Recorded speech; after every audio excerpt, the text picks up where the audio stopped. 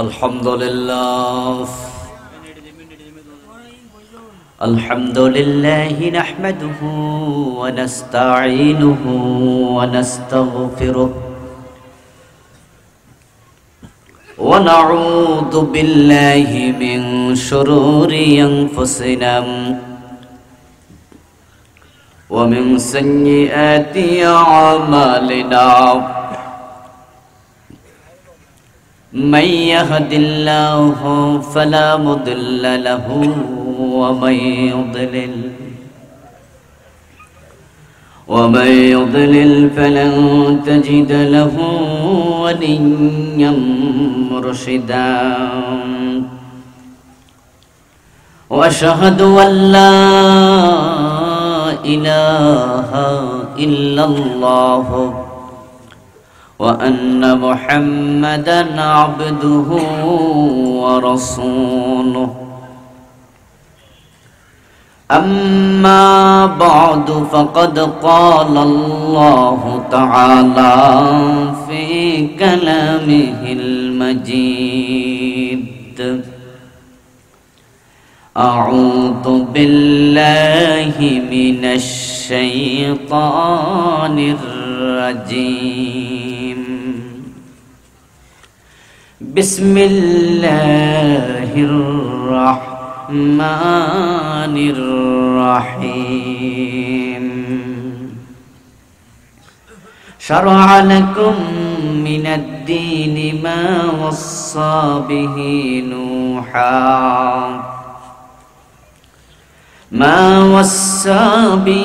نوحا والذي أوحينا إليك وما وصينا به إبراهيم وموسى وعيسى أن أقيموا الدين ولا تتفرقوا فيه كبر على المشركين ما تدعوهم إليه الله يجتبي إليه من يشاء ويهدي إليه من ينيب قال النبي صلى الله عليه وسلم أشد الناس بلاء الأنبياء ثم الأمثل فالأمثل أو كما قال النبي عليه الصلاة والسلام সকলে মেহেরবানি করে দুরূদ ইব্রাহিম পড়ুন আল্লাহুম্মা সাল্লি আলা মুহাম্মাদিন ওয়া আলা আলি মুহাম্মাদ কামা সাল্লাইতা আলা ইব্রাহিম ওয়া আলা আলি ইব্রাহিম ইন্নাকা হামিদুম মাজিদ اللهم بارك على محمد وعلى آل محمد كما باركت على إبراهيم وعلى آل إبراهيم إنك حميد مجيد اللهم صل وسلم وبارك عليه বৃহত্তর ফালাকাটা সমাজ কল্যাণ পরিষদ কর্তৃক আয়োজিত আজকের এই চমৎকার ৩৯তম ঐতিহাসিক তাফসীরুল কোরআন মাহফিলের মুআজ্জাজ মুকাররম সম্মানিত সভাপতি, আজকের মাহফিলে আমার পূর্বে অত্যন্ত চমৎকারভাবে কোরআন এবং হাদিস থেকে আলোচনা উপস্থাপন করেছেন বিশিষ্ট মুফাসসিরে কোরআন মুহতারাম মাওলানা জয়নাল আবেদিন সাহেব, মুহতারাম মাওলানা নুরুস সাফা সাহেব সহ অন্যান্য সম্মানিত আলোচকবৃন্দ, মুহতারাম উলামায়ে কেরাম, ইসলাম প্রিয় তাওহীদি জনতা, পর্দার অন্তরালের সতী সাধবী মা ও বোনেরা, আপনারা কেমন আছেন? মাশাআল্লাহ, আলহামদুলিল্লাহ, আমিও ভালো আছি। আল্লাহ তাআলা আমাদের সকলকে ভালো রাখুন, সুস্থ রাখুন, যতদিন বাঁচিয়ে রাখবেন ঈমানের সাথে রাখুন, আমিন। আল্লাহ তাআলার পবিত্র জাতের লাখো কোটি শুকরিয়া জ্ঞাপন করছি, যে মহান মনিব অত্যন্ত মেহেরবানি করে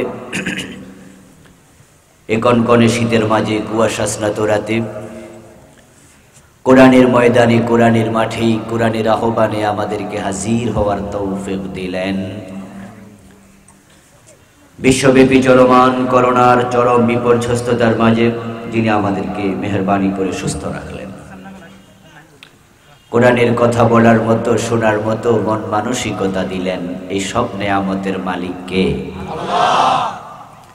সেজন্য আমরা আলোচনার শুরুতেই মন প্রাণ উজাড় করে অন্তরের সবটুকুন শ্রদ্ধা এবং ভালোবাসা দিয়ে আমাদের মনিব আল্লাহ তাআলাকে শুকরিয়া জানাই, কৃতজ্ঞতা জানাই, কালিমাতুশ শুকর ফরি আলহামদুলিল্লাহ।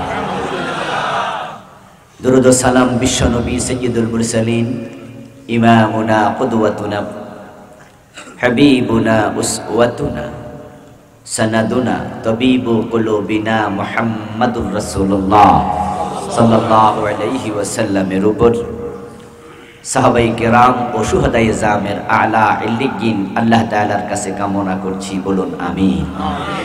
সম্মানিত ভাইয়েরা, আমি আপনাদের সম্মুখে পবিত্র কোরআন মাজিদ থেকে সূরাতুশ শুরা এর 13 নম্বর আয়াতে কারিমা তেলাওয়াত করেছি।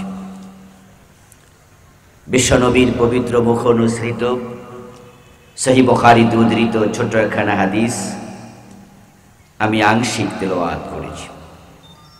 আল্লাহ তাআলা তৌফিক দান করলে এখান থেকে কিছু কথা বলবো ইনশাআল্লাহ।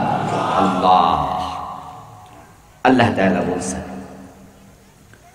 শারা'a লাকুম মিনাদ-দীন,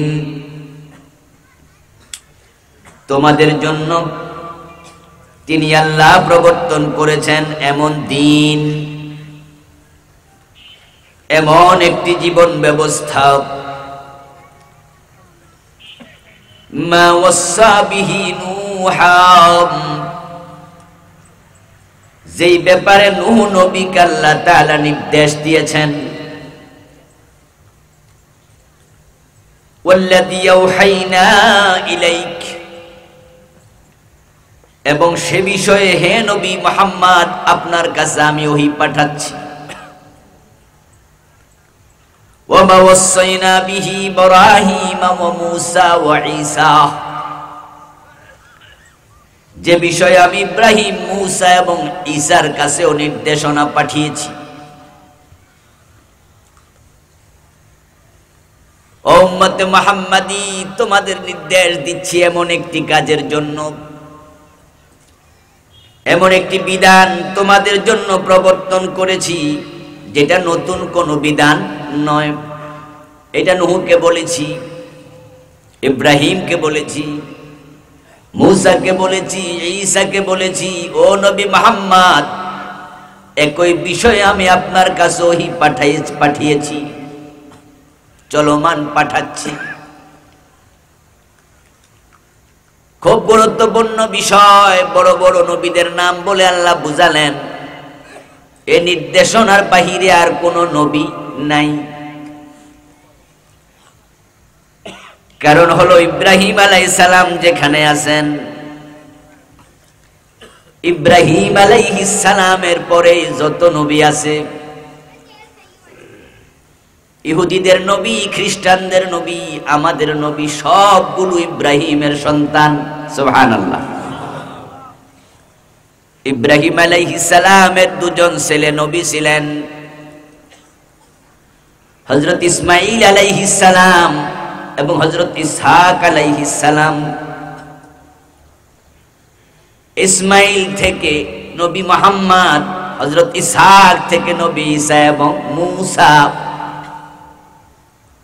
বনি ইসরাইলে নবী ছিল 12,000-এর মতো, সবগুলো হযরত ইব্রাহিমের সন্তান।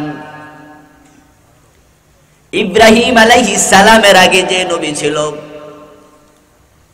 সবগুলো নবী হযরত নূহের সন্তান। সুবহানাল্লাহ।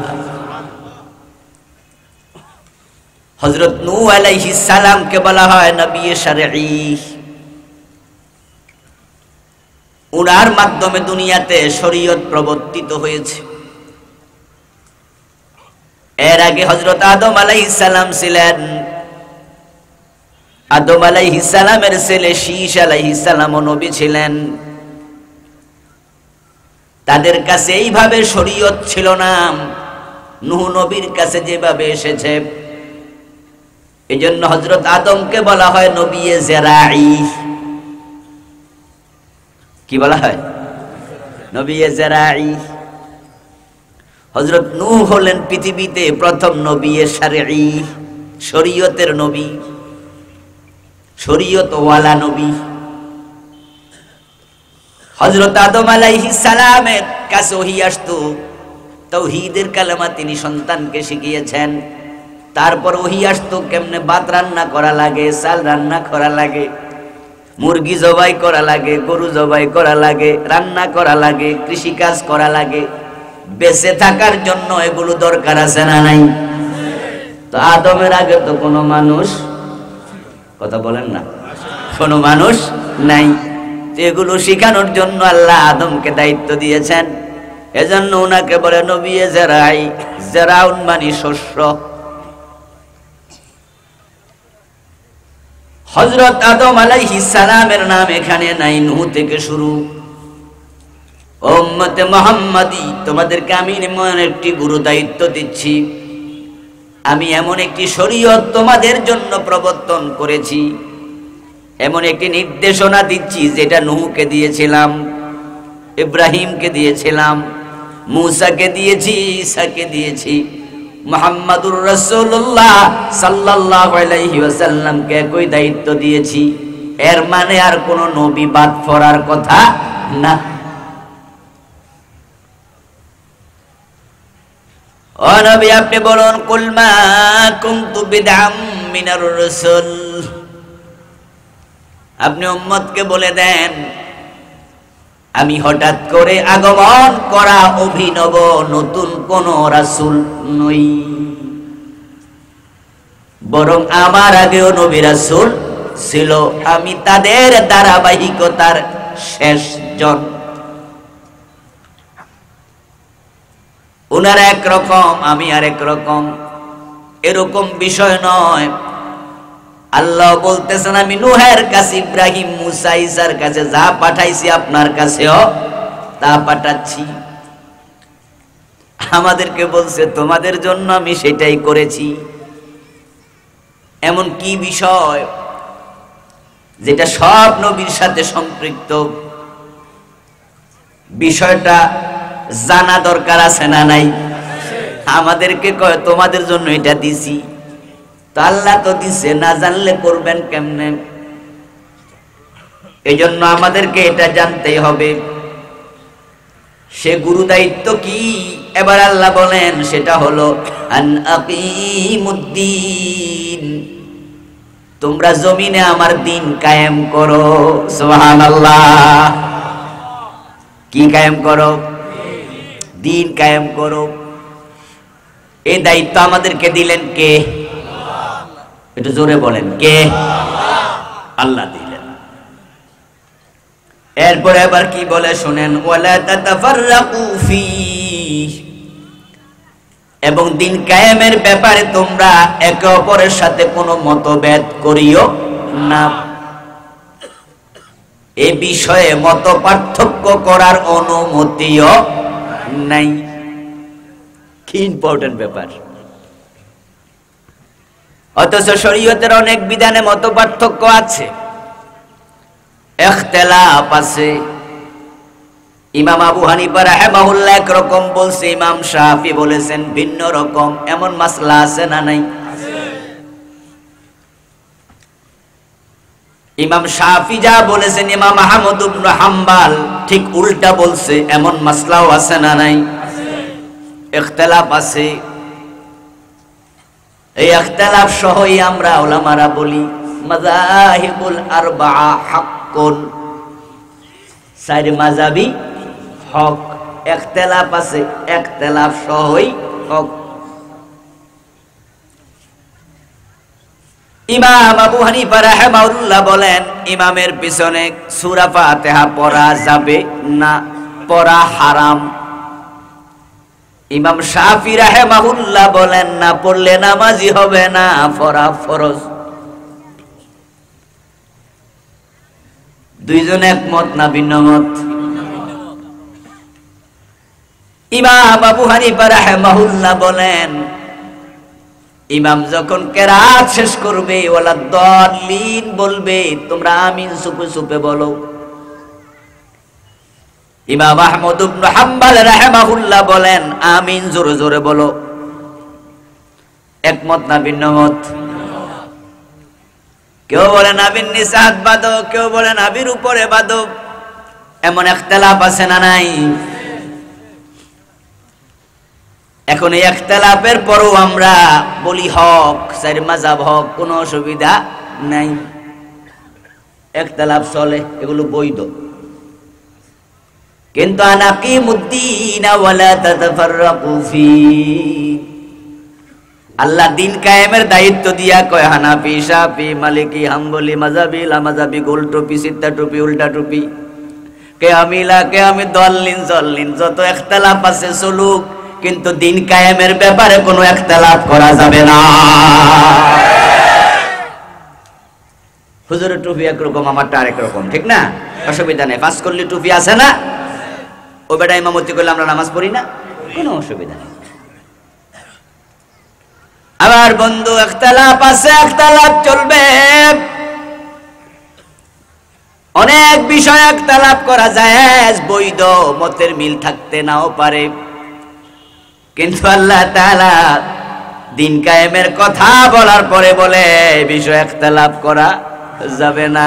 বুঝতে হবে এ নিয়ে দ্বিমত করলে আল্লাহর নির্দেশনা, অর্ডার লঙ্ঘন হবে, যা সুস্পষ্ট কবিরা গুনাহ। আল্লাহ বলছে মদ খাইও না, বলছে না? মদ খাওয়া জায়েজ না হারাম? আল্লাহ বলছে মিথ্যা বলিও না, ধোঁকা দিও না, রোজা ছাড়িও না, এটা করো না, ওইটা করো না, হারাম খাইও না, আছে না?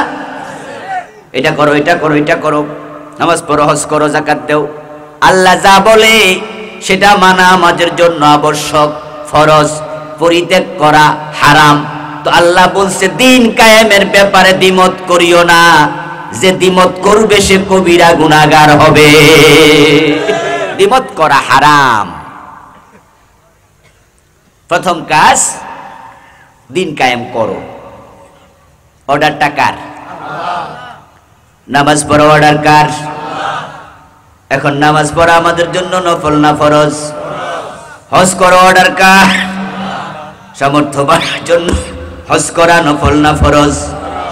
ফামান শাহিদা মিনকুমুশ শাহরা ফালিয়াসুম, কুতিবা আলাইকুমুস সিয়াম, রোজা রাখতে বলেছেন আল্লাহ, রোজা রাখা নফল না ফরজ? তো দিন কায়েম করতে বলছে কে? যারা চুপ করে আছেন বলুন না, বলছে কে?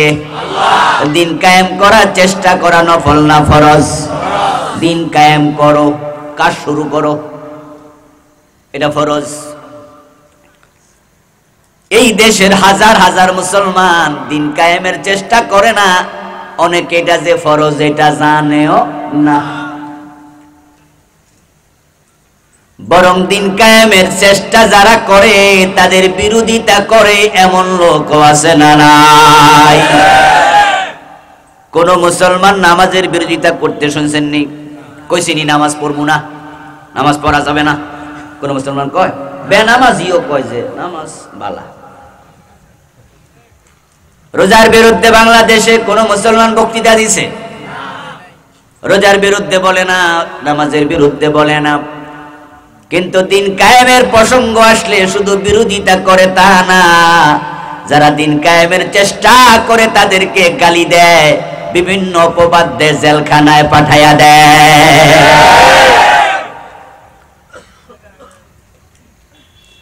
মুসলমান কান খুলে শুনুন, টুপি মাথায় দেয়া হলো সুন্নাহ,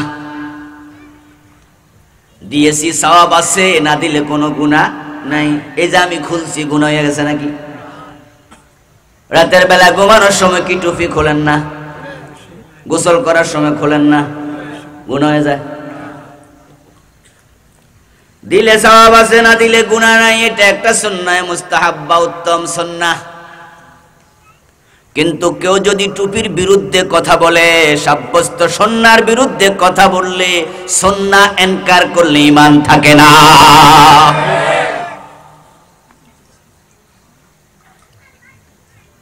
যদি সুন্নাহ যেটা আমল না করলে গুনাহ নাই, এটার বিরুদ্ধে কথা কইলে ঈমান যায়। দিন কায়েম করা ফরজ, ফরজ তরক করলে কবিরা গুনাহ হয়। এখন ফরজের বিরুদ্ধে কথা যারা বলে তাদের ঈমান থাকবে কেমনে? ঈমান চলে যাচ্ছে, তারা জানেও না, বুঝেও না।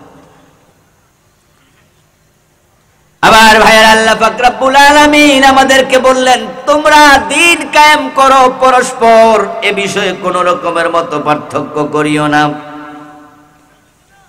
এরপর আবার বলছে, কাবুরা আলাল মুশরিকিনা মা তাদউহুম ইলাইহি। দিন কায়েম করার জন্য চেষ্টা যদি করেন ও নবী, তাদেরকে যদি দিন কায়েমের জন্য ডাকেন, যাদের অন্তরে শিরক আছে, যারা মুশরিক, এটা তারা সহ্য করবে না। কাবুরা আলাল মুশরিকিন, মুশরিকদের কাছে এটা বড় অসহনীয়। মুশরিকদের কাছে এটা বড় অসহনীয়। মা তাদউহুম ইলাইহি, তোমরা তাদেরকে যেদিকে ডাকো, দিন কায়েমের কথা বলো ও নবী, মুশরিকরা এটা সহ্য করবে না, তাদের কাছে এটা ভালো লাগবে না। এই কথাটা আমার না আল্লাহর। কোন তাফসীর করছি না, আমি ডাইরেক্ট অনুবাদ বললাম। কাবুরা আলাল মুশরিকিনা, মুশরিকদের কাছে অসহনীয়। মা তাদউহুম ইলাইহি, আপনি যে দিন কায়েমের দাওয়াত দেন, এটা আল্লাহর কথায় কোনো ভুল আছে? সম্ভাবনা আছে? সন্দেহ আছে? 100% সঠিক কিনা? তাহলে আল্লাহ বলতেছেন, দিন কায়েমের কথা শুনলে মুশরিকদের ভালো লাগবে না। এখন এবার কে মুশরিক, কার অন্তরে শিরিক আছে, এটা নিজে খুঁজে বের করে নিতে পারবেন বন্ধু। আপনার অন্তরে শিরিক আছে কিনা আপনি বুঝবেন। দিন কায়েমের কথা শুনলে যাদের ভালো লাগে না, বুঝতে হবে তাদের অন্তরে শিরিক ঢুকে গেছে।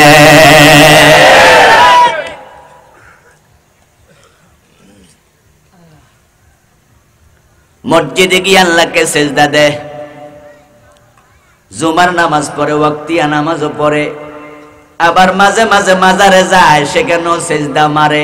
এমন কিছু লোকও আছে না নাই? পীরের পায়ে সেজদা দেয়, আর শিরিক কিনা? কথা বলতে হবে। আপনারা ভুল বললে আমি সংশোধন করব ইনশাআল্লাহ। আমার বন্ধু, আল্লাহ ছাড়া অন্যকে সেজদা দেওয়ার মাঝে শিরিক আছে না নাই?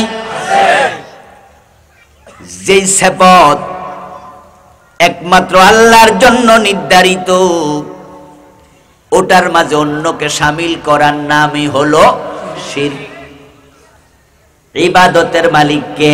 আল্লাহ। এই সিফাত একমাত্র কার জন্য? তিনি একমাত্র মাবুদ। ইবাদতের মাঝে নামাজ হলো সর্বশ্রেষ্ঠ ইবাদত। নামাজের মাঝে সেরা অংশ হলো সিজদা। নামাজের মালিক একমাত্র কে? আল্লাহ। তাহলে সিজদার মালিক কে? অন্যকে দিলে শিরিক হয়। কিন্তু যারা মাজারে সিজদা দেয়, ফিরকে সিজদা দেয়, তারা যে মুশরিক হইয়া গেছে, এটা কি তারা মানেনি? মানতে রাজি না। বরং তাদেরকে আপনি বলবেন, ও মিয়া তোমরা শিরিক করতেছো, তখন তারা বলবে এটা ইবাদতে এটা সিজদায়ে তাজিমি, এটা ইবাদতের সিজদা নয়, এটা তাজিমের সিজদা। নতুন ব্যাখ্যা করে, নতুন। কোরআনে যত বিধান আছে, একটা অস্বীকার যদি কেউ করে, তার ঈমান থাকবে না, এটা কুফর। কি? সবটা মানার নাম ঈমান। বিসমিল্লাহর বা থেকে মিনাল জিন্নাতি ওয়ান নাসের সিন পর্যন্ত যত বিধান আছে, সবটা মানার নাম ইমান, ওখান থেকে একটুকু যদি কে না মানে ইমান আর নাই, কুফর। এখন আল্লাহ কোরআন মাজিদে বলেন নবী মুহাম্মদ হলো শেষ নবী, খাতামান নবিয়্যিন। বিশ্ব নবীকে শেষ নবী মানে না, গোলাম মোহাম্মদ কাদিয়ানকে নবী মানে, এমন একদল লোক আছে না নাই? কাদিয়ানি সম্প্রদায়, তারা কোরআনের একটা মেসেজ অস্বীকার করে কাফের হয়ে গেল। তাম দুনিয়ার সব হক্কানি আলেম একমত কাদিয়ানি কাফের। আপনাদের কাছে জানতে চাই, তারা যে কাফের এটা তারা স্বীকার করে নাকি? তাহলে পীরের পায়ে সেজদা দিয়া সে যে মুশরিক হইছে স্বীকার করে না। বিশ্ব নবীকে শেষ নবী না মাইনা কাদিয়ানি কাফের হয়ে গেছে, তারা স্বীকার করে না।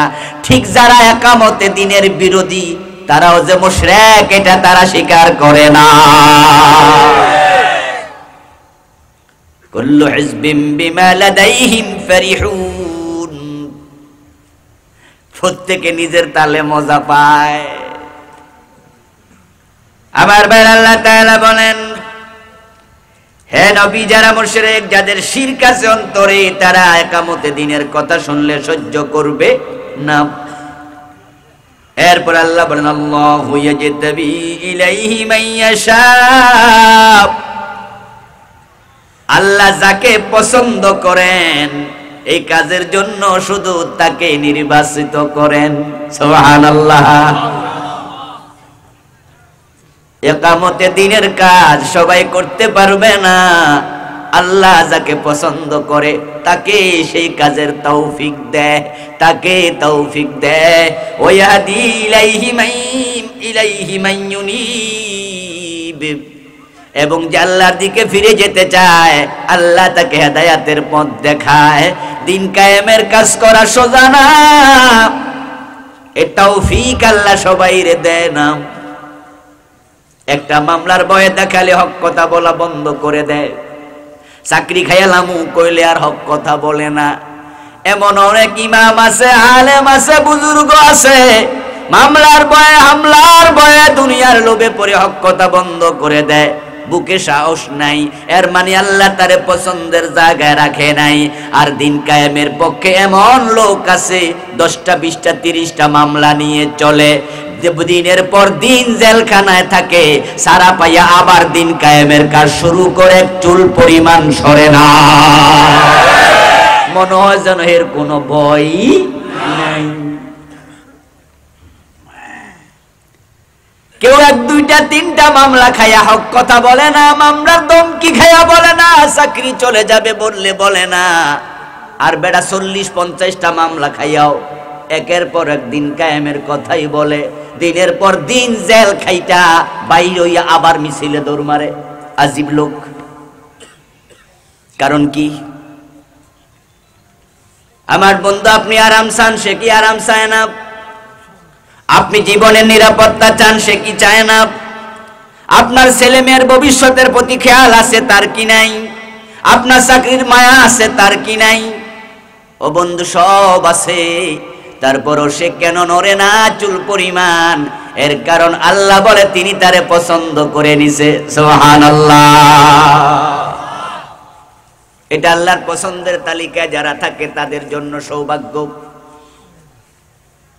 এই কাজ যারা দুনিয়ায় করেছে তারা সবাই বিপদ মুসিবত সবটাকে সয়ে নিয়ে করেছে। এই জন্য আপনি নবী আলাইহিমুস সালামদের জীবনের দিকে তাকান, আম্বিয়াদের জীবনে বিপদ মুসিবত আছে না নাই? এই কাজ আল্লাহ যে নবীদেরকে দিছে, 1 নাম্বার বলছে নূহ নবী। খুব আরামে ছিল না মাইর খাইছে? মাইর খাওয়া নবীদের তালিকায় নূহের নাম 1 নম্বরে। বিশ্ব নবীও খেয়েছেন, কিন্তু নূহ নবী খাইতেন প্রতিদিন, প্রায় দিন। আল্লাহর হাবিব খেয়েছেন 4-5 দিন। ওনার বিরুদ্ধে ষড়যন্ত্র হয়েছে অনেক গভীর ভাবে, হত্যার ষড়যন্ত্র পর্যন্ত হয়েছিল। নূহ আলাইহিস সালামের নাম কোন কোন ঐতিহাসিক বলেন তার আমার রব, আপনি যে দাওয়াতের দায়িত্ব আমারে দিছেন, আমি দিনেও দিছি রাতেও দিছি। কোন অফিস আওয়ার ছিল না যে 10টা থেকে 4টা। আমাদের কাজের অফিস আওয়ার আছে। 4টা বাজে ব্যাংকে যান, দেখবেন ব্যাংকের গেট ক্লোজ। সচিবালয়ে যান বন্ধ, মন্ত্রণালয়ে যান বন্ধ, অফিস আওয়ারে কাজ করো। নূহ নবী বলে ইন্নী দাউতু কওমি লাইলাও ওয়া নাহারা ফালাম ইয়াজিদহুম দুআই ইল্লা ফিরারা।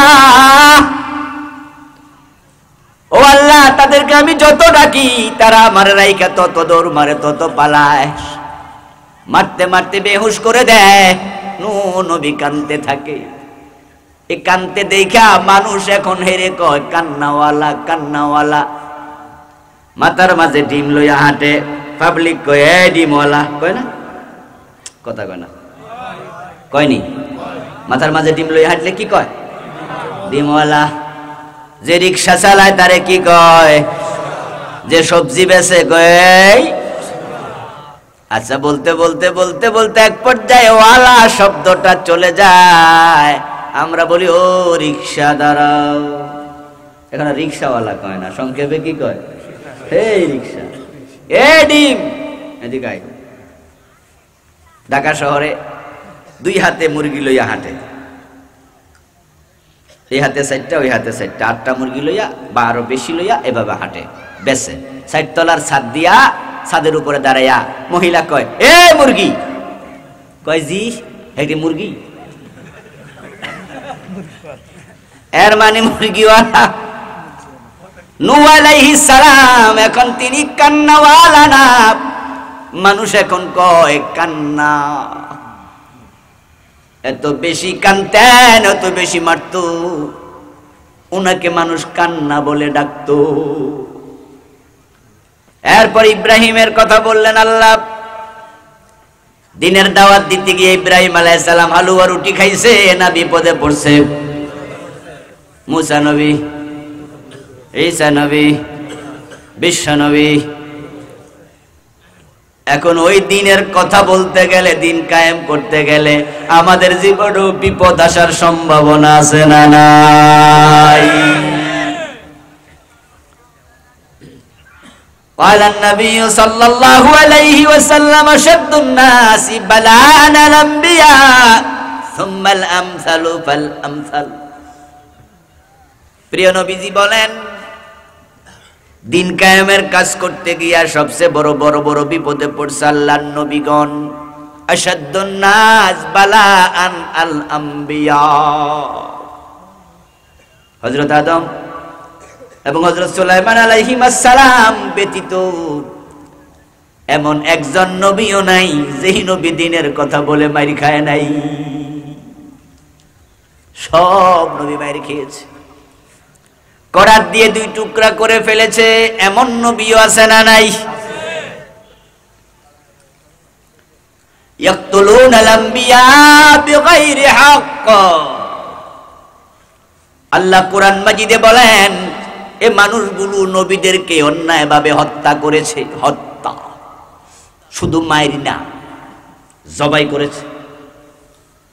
আম্বিয়া 1 বছর না বহু বছর? মাশাআল্লাহ, আলেম ওলামা ভাইরা একটু বলেন না, আম্বিয়া 1 বছর না বহু বছর? 1 বছর নবী, বহু বছর আম্বিয়া। ইয়াকতুলুন, এটাও 1 বছর না বহু বছর? এটাও বহু বছর। 1-2 জনে মারে নাই, অনেকেই মারছে। 1-2 জন রে মারে নাই, অনেকরেই মারছে। রাসূলুল্লাহ সাল্লাল্লাহু আলাইহি ওয়াসাল্লাম বলেন, বনি ইসরাইলের লোকেরা একদিন সকাল বেলায় 43 জন নবীকে এক জায়গায় জড়ো করে লাইন ধরায়া জবাই করছে একসাথে। কয়জন রে?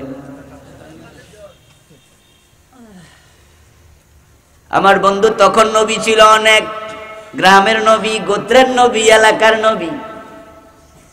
এমন এলাকা ছিল যেখানে একসাথে নবী ছিল কয়েকশো এক এলাকাতে। লাকাদ আরসালনা নূহান ইলা কওমিহি, আমি নূহকে বানাইছি তার কওমের নবী। ওয়া ইলা মাদিয়ানা আখাহুম শুআইবা, আমি শুআইবকে বানিয়েছি মাদায়ানের নবী। ওয়া ইলা সামুদ আখাহুম সালেহা, আমি হযরত সালেহকে বানাইছি সামুদ জাতির নবী। ওয়া ইলা আদিন আখাহুম হুদা, আমি হযরত হুদকে বানাইছি আদ জাতির নবী। তাহলে বোঝা গেল বংশের নবী, এলাকার নবী, গোত্রের নবী। 43 জন নবীকে একসাথে জবাই করছে সকাল বেলায়। বিকাল বেলায় তাদের কিছু উম্মত এটা নিয়ে প্রতিবাদ করছে, কেন মারলেন, কি অপরাধ ছিল, কেন মারলেন। এখন জালেম গুলো ওই উম্মতদের তালিকা করে তাদেরকে ধরছে। 120 জন উম্মতকে সন্ধ্যাবেলা আবার একসাথে জবাই করেছে। আশাদ্দুন নাসে বালান আল আম্বিয়া, বিপদের দিক থেকে, মুসিবতের দিক থেকে সবচেয়ে মুসিবতে পড়েছে আল্লাহর নবীগণ। হাদিসটা যদি এখানে শেষ হয়ে যেত ভালো ছিল, আমরা বেঁচে যেতাম। কিন্তু হাদিস রাসূল শেষ করেন নাই, না করে বললেন সুম্মাল আমসালু ফাল আমসালু। এই বিপদ শেষ হয় নাই, ওই পথে যারা চলবে তাদের বিপদে পড়া লাগবে।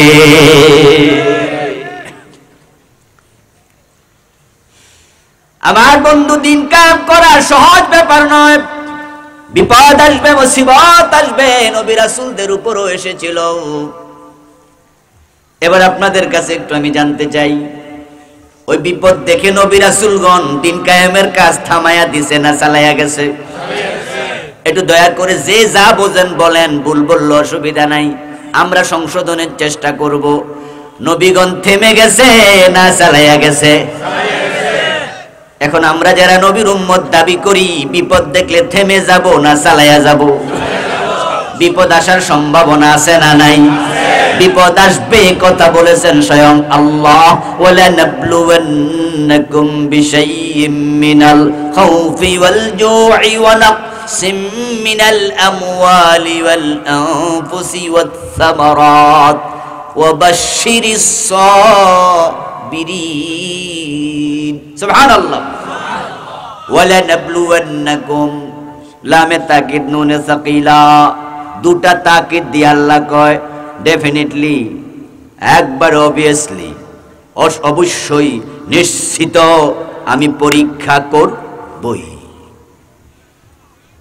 কিসের পরীক্ষা? খৌফ দিয়ে, জো দিয়ে, ভয় ভীতি। কিসের ভয়? মামলার ভয়, হামলার ভয়, চাকরি চলে যাওয়ার ভয়, ইমামতি চলে যাওয়ার ভয়, ব্যবসা বাণিজ্য ধ্বংসের ভয়। এমন ভয় হবে বাড়িঘর পর্যন্ত দখল করে নিয়ে যেতে পারে, বুলডোজার দিয়ে ভেঙে দেবে। বুলডোজার লাগে এততলা বিল্ডিং ভেঙে দিয়েছে, এমন ঘটনা বাংলাদেশে আছে। সাতক্ষীরায় গেলে দেখবেন, শুনবেন। আমার বন্ধু, ক্ষুধার ভয়, চাকরি চলে যাবে, ব্যবসা মন্দা হয়ে যাবে, খাইবেন করতে, বলা মাইয়া উপাস থাকবে, নিজে উপাস থাকা লাগতে পারে। এ ক্ষুধার ভয়, ক্ষুধার বিপদ। আল্লাহ বলে আমি এটা দিয়ে তোমারে পরীক্ষা। ওয়ানাকসিম মিনাল আমওয়ালি ওয়াল আনফুস ওয়াস সামারাত, জানমালের ক্ষতি হবে, ফাঁসিতে ঝুলানো হবে, ফাঁসিতে রচনানো হবে। চোখের সামনে দেখবেন আপনার সতীর্থ কলিগ তাকে ফাঁসি দিয়ে দিয়েছে। এবার আপনার কাছে এসে বলবে, তুমি কি দিন কায়েমের লাইনে থাকবা? থাকলে কিন্তু পরের সিরিয়াল তোমার। আর যদি আমাদের দলে আসো তাহলে তোমারে ছাইরা দিও। এখন পরীক্ষায় পাস না ফেল, এই সিদ্ধান্ত আপনাকেই নিতে।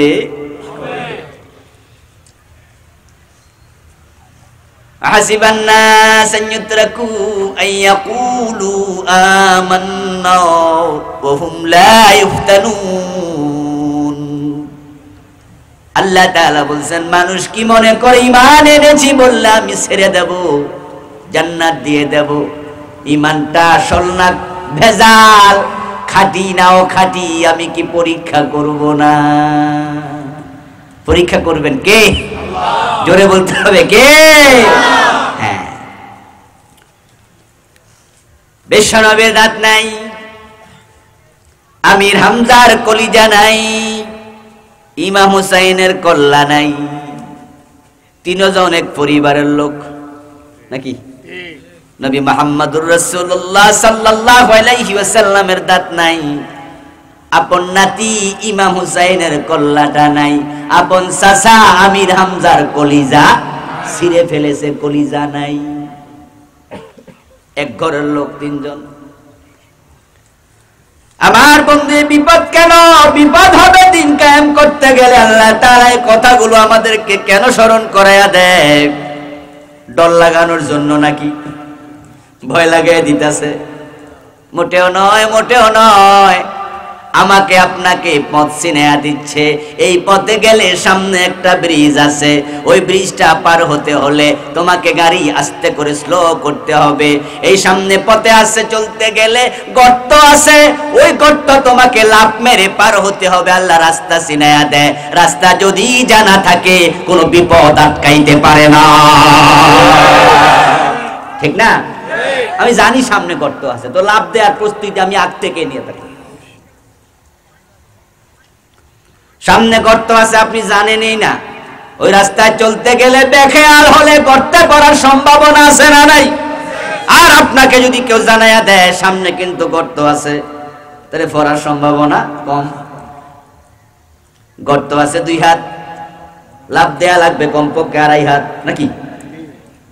গর্ত আছে 3 হাত, লাফ দেও 3.5 হাত, প্রস্তুতি আগে নেও। গর্ত আছে 5 হাত লম্বা, তাহলে যে পার হবে সে বেটা লুঙ্গি একটু উপরে তোলা লাগে, কোমরে গামছা থাকলে বাঁধা লাগে, 10 হাত আগ থেকে দৌড় মারা লাগে, তাহলে 5 হাত লম্বা গর্ত তাকে আটকাতে পারবে না। আল্লাহ আমাদেরকে পথ চিনাইয়া দেয়। পথে চলতে গেলে বিপদ আপদ আসবে। এখন বিপদ আপদ দেখলে আমরা আর ভয় পাই না, ব্যাঙের সর্দি লাগে না, কারণ তার জন্ম পানিতে। আল্লাহ আমাদের বুঝাইয়া দিছে বিপদ আসবে। তাই তো হাজার বিপদ দেখার পরে কিয়ামতে দিনের পর থেকে আমাদেরকে এক চুল পরিমাণ সরানো যায় না। আমরা তো চিৎকার দিয়ে বলি আমরা তো ইব্রাহিমের সন্তান, যে ইব্রাহিমকে আগুন দেখায় নমরুদ ভয় পাওয়াইতে পারে নাই। আমরা তো মূসা নবীর উত্তরসূরি, উনাকে সামনে সমুদ্র, তারপরও তিনি ভয় পায় নাই। আল্লাহ রাস্তা বানায়া পার করাইয়া দিছে। আমাদেরকে তোমরা কি দিয়ে ভয় পাওয়াইবা? আমরা তো আমির হামজার উত্তরসূরি, আমরা কলিজা দিতে জানি, ঈমান ছাড়তে জানি না।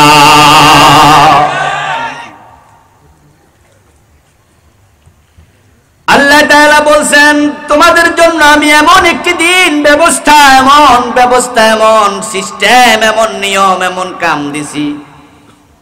অতীতের সব নবী এটা করছে, দিন কায়েম করো। এখন দিন কায়েম কি, আসুন আমরা সে বিষয়ে কিছু কথা বলবো। এটাই হলো আজকের আলোচনার প্রতিপাদ্য।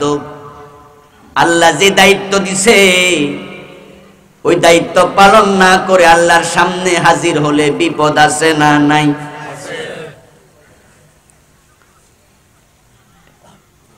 কোন মানুষের মৃত্যুর খবর শুনে আপনারা কি করেন?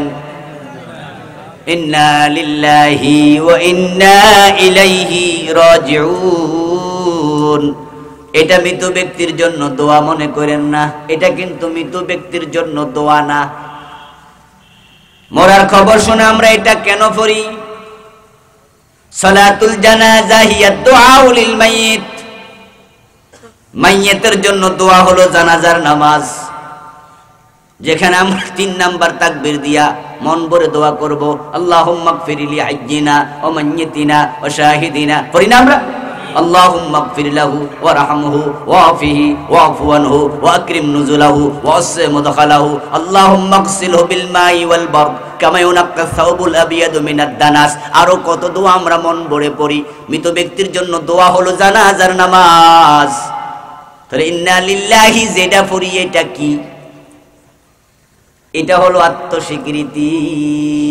বাংলা অর্থ দেখেন, ইন্না লিল্লাহি, নিশ্চয় আমরা আল্লাহর জন্য, ওয়া ইন্না ইলাইহি রাজিউন, আমরা নিশ্চয় তার দিকে ফিরে যাব।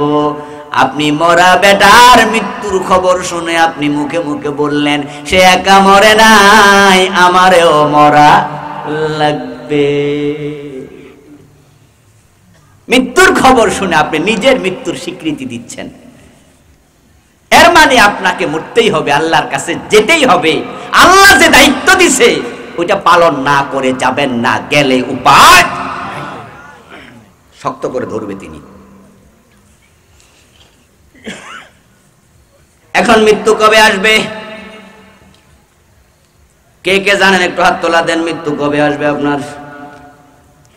এত মানুষ, একজনও জানে না কবে মৃত্যু আসবে। এটা আল্লাহ তার কোন নবীকেও জানান নাই।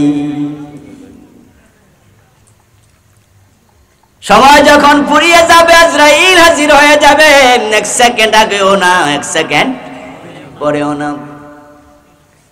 এখন এই সময়টা কখন শেষ হবে? লিকুল্লি উম্মাতিন আজাল, প্রত্যেক জাতির জন্য, প্রত্যেক ব্যক্তির জন্য সময় নির্ধারণ করা আছে, এটা ফাইনাল হয়ে আছে।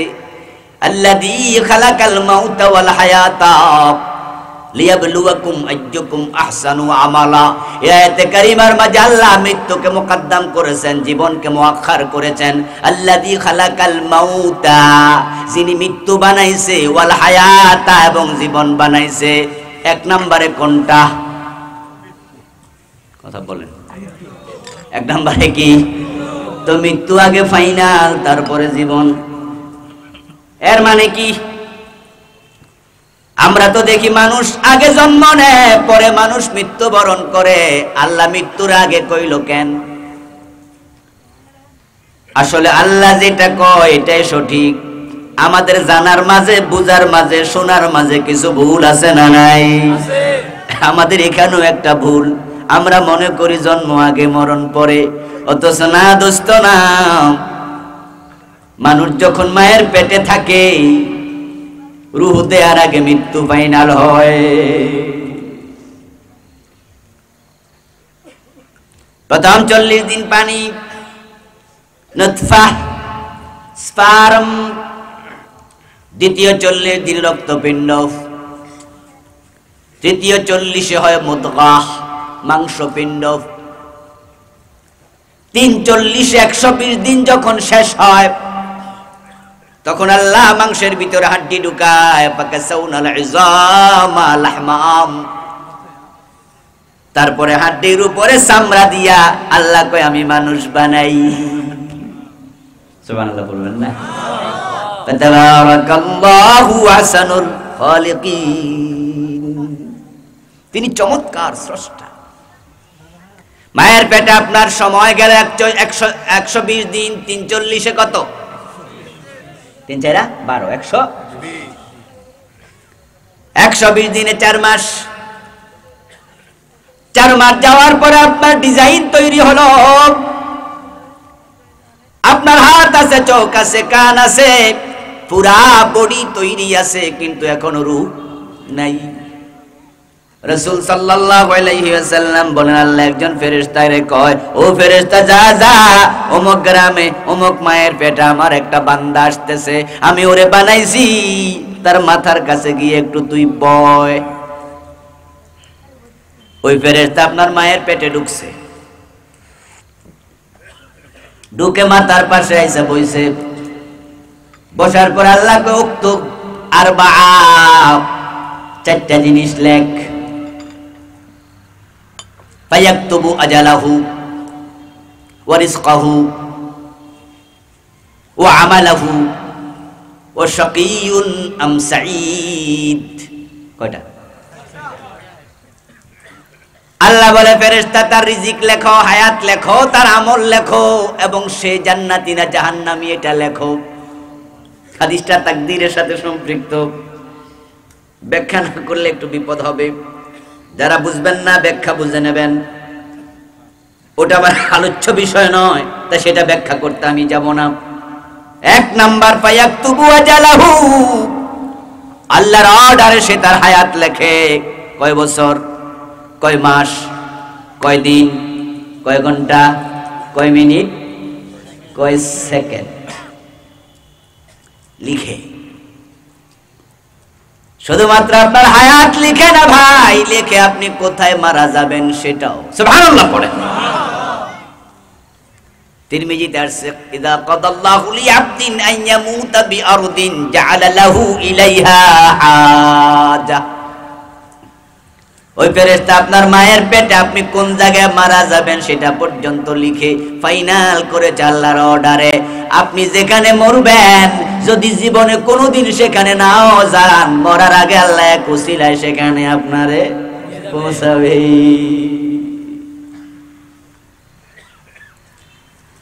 সময় ফাইনাল করা আছে আপনার। সময় ফাইনাল করার পরে এবার আল্লাহ তাআলার আদেশে আরো 3টা লেখে, মোট 4টা জিনিস। আল্লাহ এবার বলে ফেরেশতা তুমি আবার বের হয়ে চলে যাও। এখন আপনার রূহ আইছেনি, কথা বলে না, রূহ আইছে কিন্তু মৃত্যু ফাইনাল হইয়া। এবার আল্লাহ রূহের জগৎ থেকে রূহকে আপনার মায়ের পেটে পাঠাইয়া দেয়। ওই রূহটা আইসা আমার সাথে আপনার সাথে মিলিত হয়েছে। এবার মায়ের পেটে বাচ্চা নড়াচড়া করে, মা টের পায়, এর আগে মা টের পায় না। সময় ফাইনাল করা আছে বন্ধু, সেটা কবে শেষ হবে আপনি আমি কেউ জানি না। আজকেও শেষ হওয়ার সম্ভাবনা আছে না নাই? এখন আল্লাহ যে কিয়ামতে দিনের দায়িত্ব দিল, ওই কাজ না করে আল্লাহর কাছে যদি আজকে চলে যান, মৃত্যু হয়, আল্লাহ জিজ্ঞাসা করলে কি জবাব দেবেন? এই জন্য মরা আসার আগে কিয়ামতে দিনের কাজ শুরু করা দরকার আছে কিনা? এটা করতেই হবে, এটা আল্লাহর দেয়া দায়িত্ব। সব নবী দায়িত্ব পালন করেছেন, সব নবী। আনা কিয়ামুদ্দিন, দিন কায়েম করো। দিন কি? ইন্নাদ দীনা ইনদাল্লাহিল ইসলাম। দিনের সংজ্ঞা আল্লাহ নিজে দেব। আল্লাহর কাছে একমাত্র দিন হলো শুধু। তাহলে এবার যদি আমরা দিন শব্দের জায়গায় ইসলামটা লাগাই, তাহলে হবে আন আকিমুদ্দিন, মানে আন আকিমুল ইসলাম। সমাজে, দেশে, রাষ্ট্রে, পরিবারে ইসলাম কায়েম করা লাগবে।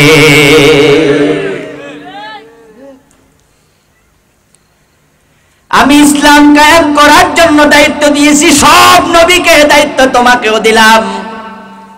শুধু নামাজ পড়ার দায়িত্ব দেই নাই, শুধু রোজা রাখার দায়িত্ব দেই নাই, শুধু হজের দায়িত্ব দেই নাই, শুধু যাকাতের দায়িত্ব দেই নাই। আমি তোমাকে ইসলাম কায়েম করার দায়িত্ব দিয়েছি, যে ব্যাপারে দ্বিমত করার অধিকারটাও নাই। ইসলাম কায়েম করবেন কিভাবে? ইসলাম কায়েম করার নিয়ম এবার যেভাবে আপনি করবেন সেভাবে। যেমন বন্ধু, ইসলামের ভিতরে নামাজ আছে না নাই?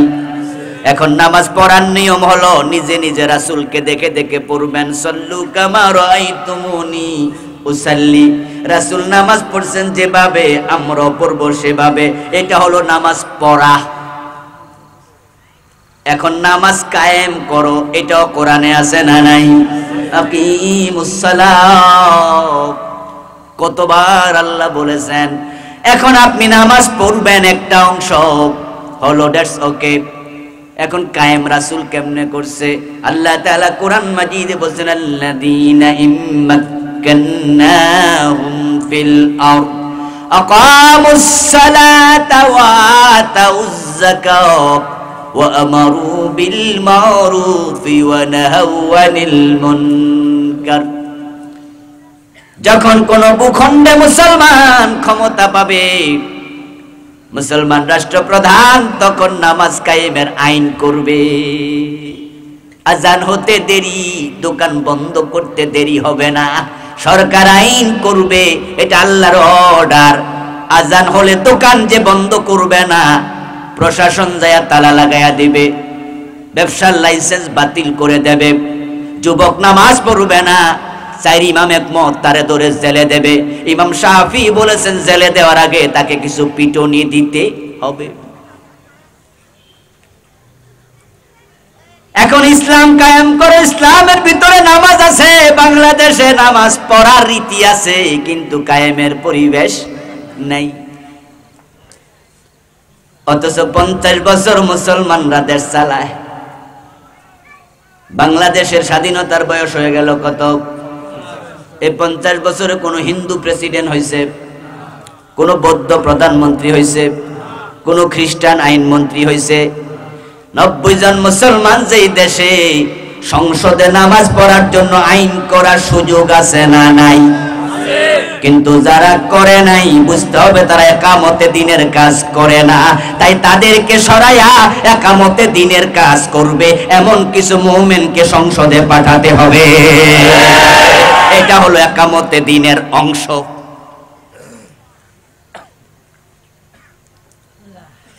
শখের বসে রাজনীতি নয়, ক্ষমতার জন্য রাজনীতি নয়। ও বন্ধু, যে যেমন সে অন্যকেও ভাবে তেমন। আলমারু ইয়াকিসু আলা নাফসি, আরবি প্রবাদ। যে যেমন সে নিজের উপর অন্যর কিয়াস করে, মনে করে তেমন। ওরা তো ক্ষমতার জন্য পাগল। তারা মনে করে আমরা হুজুররাও বুঝি ক্ষমতার জন্য পাগল, হুজুররাও রাজনীতি করে, আমরাও করি। তারা মনে করে চিন্তা এক। আল্লাহর কসম করে বলছি, আমরা তোমাদের জন্য, দুনিয়া কামানোর জন্য রাজনীতি করি না, ক্ষমতার কথা বলি না। আমরা আল্লাহর দ্বীন কায়েমের জন্য ক্ষমতার কথা বলি।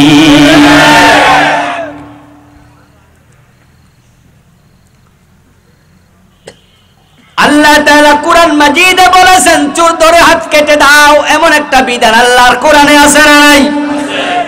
বাংলাদেশের বয়স কত হলো? বলেন না, কত হলো? বাংলাদেশে চোর আছে না নাই? হাত কাটছে কোন আদালত? একটাতেও কাটে নাই। এটাকে আপনি হালকা ভাবে নেওয়া চলবে না। আল্লাহ আপনাকে দায়িত্ব দিয়েছেন, ইসলাম তুমি কায়েম করো। চোর ধরে হাত কাটার আইনটা ইসলামের ভিতরে আছে না নাই? তো 50 বছর তো চলে গেল, একবারও বাংলাদেশ আইনটা কায়েম হয় না। আল্লাহর কাছে কি জবাব দেবেন? অথচ বিশ্বনবী মুহাম্মদুর রাসূলুল্লাহ সাল্লাল্লাহু আলাইহি ওয়াসাল্লাম বলেছেন, আমার মেয়ে ফাতেমাকে চুরির অপরাধে আপনি হাত কাটার অর্ডার দিয়েছেন। মেয়েটার তো বিয়ে হয় নাই, হাত কেটে দিলে বিয়ে হওয়ার সম্ভাবনা বড়ই কম। মানুষ চোর বলবে, বিয়ে করতে চাইবে না। ইয়া রাসূলুল্লাহ, তাকে হাত না কেটে অন্য শাস্তি দেয়া যায় কিনা? সম্ভ্রান্ত বংশের মেয়ে, হাত কেটে দিলে বংশের মান সম্মান যাবে। একটু প্লিজ স্যাক্রিফাইস করুন, একটু রুখসত দেন, একটু ডিসকাউন্ট দেন। বিশ্বনবী তখন বললেন, আমার মেয়ে ফাতেমা চুরি করলে তাকেও ছাড় দেয়া হবে না, কারণ চোর ধরে হাত কাটো আইনটা কার? আল্লাহ নবী মুহাম্মদকে দায়িত্ব দিয়েছে, ইসলাম কায়েম করো। ওই ইসলামের ভিতরে আছে চোরের হাত কাটো। আমি এটাকে ছাড় দেই কেমনে? আমার ভাইয়েরা, ইসলামে আছে মদ পান করলে 80 বেত দাও, আছে না নাই? বাংলাদেশে মদ আছে না নাই? 80 বেতের আইন কই? ইসলামে আছে জেনা করলে পাথর মারো, বিবাহিত হলে 100 বেত লাগাও। এদেশে আইন কোথায়? বরং বন্ধু, দিনের শত শত ডজন ডজন আইনে দেশ উপেক্ষিত। তাই আমরা ইসলামের কথা যারা বলি, একামতে দ্বীনের কথা বলি, আমাদের রাজনীতি তোমরা রাজনীতি একরকম না। তোমরা ক্ষমতার জন্য, টাকা কামানোর জন্য, দুনিয়ার স্বার্থ সিদ্ধির জন্য রাজনীতি করো, আর আমরা রাজনীতি করি আল্লাহর কোরআনের ক্ষমতা কায়েম করার জন্য।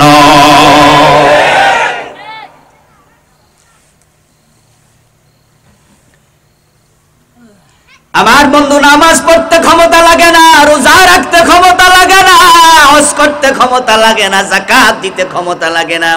ব্যক্তিগতভাবে করা যায়, কিন্তু চোরের হাত কাটতে ক্ষমতা দরকার আছে না নাই? মদ বন্ধ করার জন্য আইন করতে ক্ষমতা দরকার আছে না নাই? জেনা করলে পাথর মারতে ক্ষমতা দরকার আছে না নাই? এগুলো তো ফৌজদারি আইন, এটা তো ব্যক্তি কায়েম করতে পারবে না। আপনাদের এলাকায় যদি কোনো চোর ধরা পড়ে, চেয়ারম্যান সাহেবের কাছে যদি আপনারা নিয়ে যান বোর্ড অফিসে চোর ধরে, চেয়ারম্যান সাহেব যদি সবার সামনে চুরি প্রমাণ হয়েছে এই মর্মে হাত কেটে দেয়, চেয়ারম্যান সাহেবের বিরুদ্ধে মামলা হওয়ার সম্ভাবনা আছে না নাই? ছোট মোটো মামলা নয়, রাষ্ট্রদ্রোহ মামলা হবে। রাষ্ট্রের আইন হলো চোর ধরে জেলে দাও, আবার সেটা দেবে প্রশাসন, চেয়ারম্যান মেম্বার দেবে না। আপনি হাত কাটলেন কেন? আপনি মামলা খান। আমার বন্ধু মদখোর ধরা পড়েছে, 80 বেত লাগায় দেখুক, পরের দিন পত্রিকা আসবে, মামলা হবে, চেয়ারম্যানই চলে যাবে, জেল খাটা লাগবে। এই জন্যই তো বিশ্বনবী মুহাম্মদুর রাসূলুল্লাহ সাল্লাল্লাহু আলাইহি ওয়াসাল্লাম তিনি মক্কায় 13 বছর চেষ্টা করলেন, পারেন নাই, দিন কায়েম করতে পারেন নাই।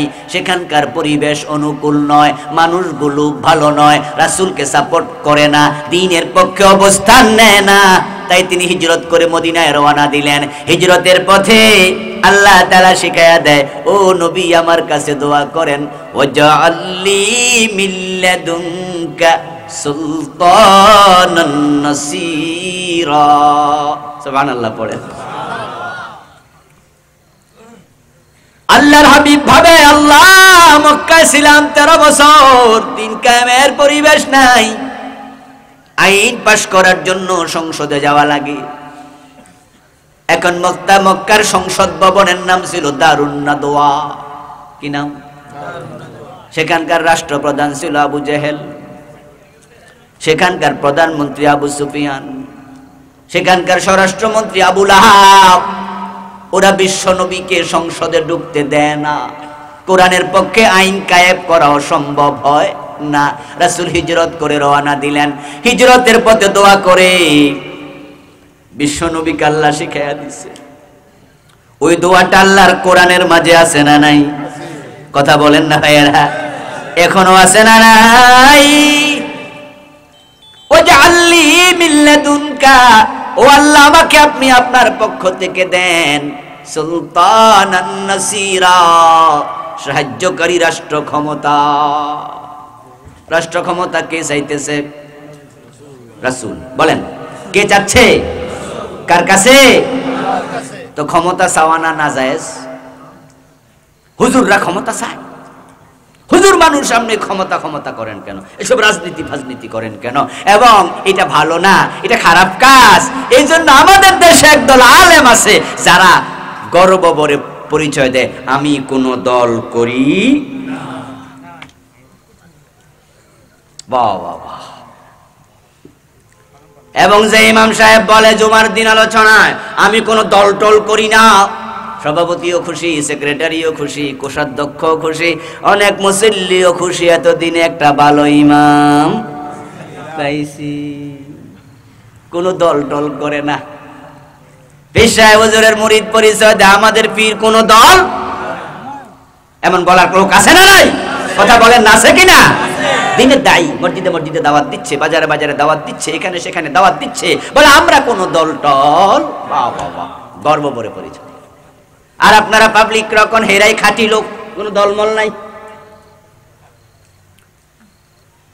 অথচ দোস্ত মানুষ যখন মরে যায়, কবরে রাখার সময় একটা দোয়া আছে, আমাদের কুমিল্লায় পরে দেখি, ঢাকাতেও পড়ে। সে দোয়াটা হলো বিসমিল্লাহি ওয়া আলা মিল্লাতি রাসূলিল্লাহ। কক্সবাজারে আছে না নাই? এই দোয়াটা আছে তো এলাকায়? আচ্ছা, তাহলে বোঝা গেল সারা দুনিয়াতেই। বাংলা অর্থ কি?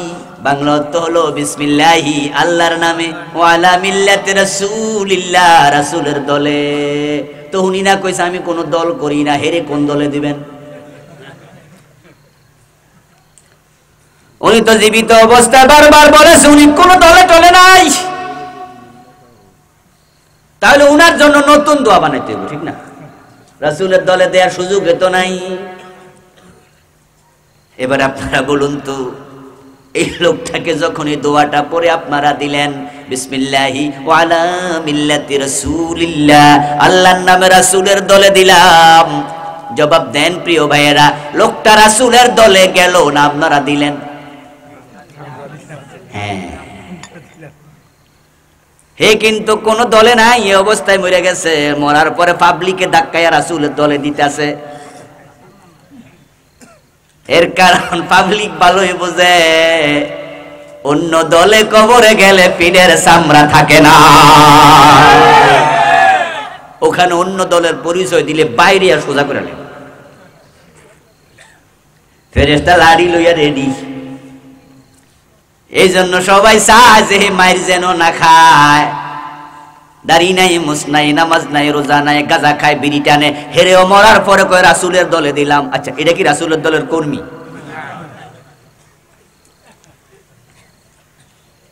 মরার পরে রাসূলের দলে আমাদের যেতে হবে। আপনি যেতে না চাইলেও পাবলিক জোর কইরা ঠিকই দিব। সহজ সরল কথা বলি দোস্ত, একদিন রোয়াজের দিন সম্পর্কে পুরো কনসেপশন নেওয়া যাবে না, কিন্তু কিছু আইডিয়া নেওয়া যাবে। একটু আওয়াজ করে বলুন তো, রাসূলের দলে যেহেতু যেতেই হবে, মরার আগে যাওয়া দরকার আছে না নাই? আমরা মরার আগে যেতে চাই, ঠিক কি না? মরার আগে আমরা যেতে চাই।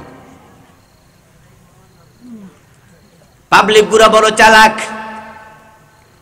যে যে দল করুক না কোন দলের প্রেসিডিয়াম সদস্য যদি মারা যায়, অনেক বড় অফিসার ছিল, অনেক বড় নেতা ছিল, মন্ত্রী ছিল, এমপি ছিল, মরার পরে সব কর্মীরা হাজির, হাজার হাজার কর্মী। তারপরে বেড়ারে কবরে দেওয়ার সময় কয় রাসূলের দলে তুইলা দিলাম। নিজের দলে আর জায়গা নাই, কারণ এখন তো আর ভোটার না, দলের একটা লাভ কি? এতে আপনার পক্ষে মিছিল করতে পারবে না, ডোনেশনও দিতে পারবে না, টাকাও নাই, পয়সাও নাই, ক্ষমতা নাই। তা আপনার ধাক্কায়া সবাই রাসূলের দলে তুলে দেয়। এবার বলুন তো, যারা তুলে দিল রাসূলের দলে, এরা নিজেরা রাসূলের দলে যোগ দিছেনি? বড় চালাক, এরা কিন্তু যায় নাই। এরাও যাইব মরার পরে পাবলিকে ধাক্কাইলে।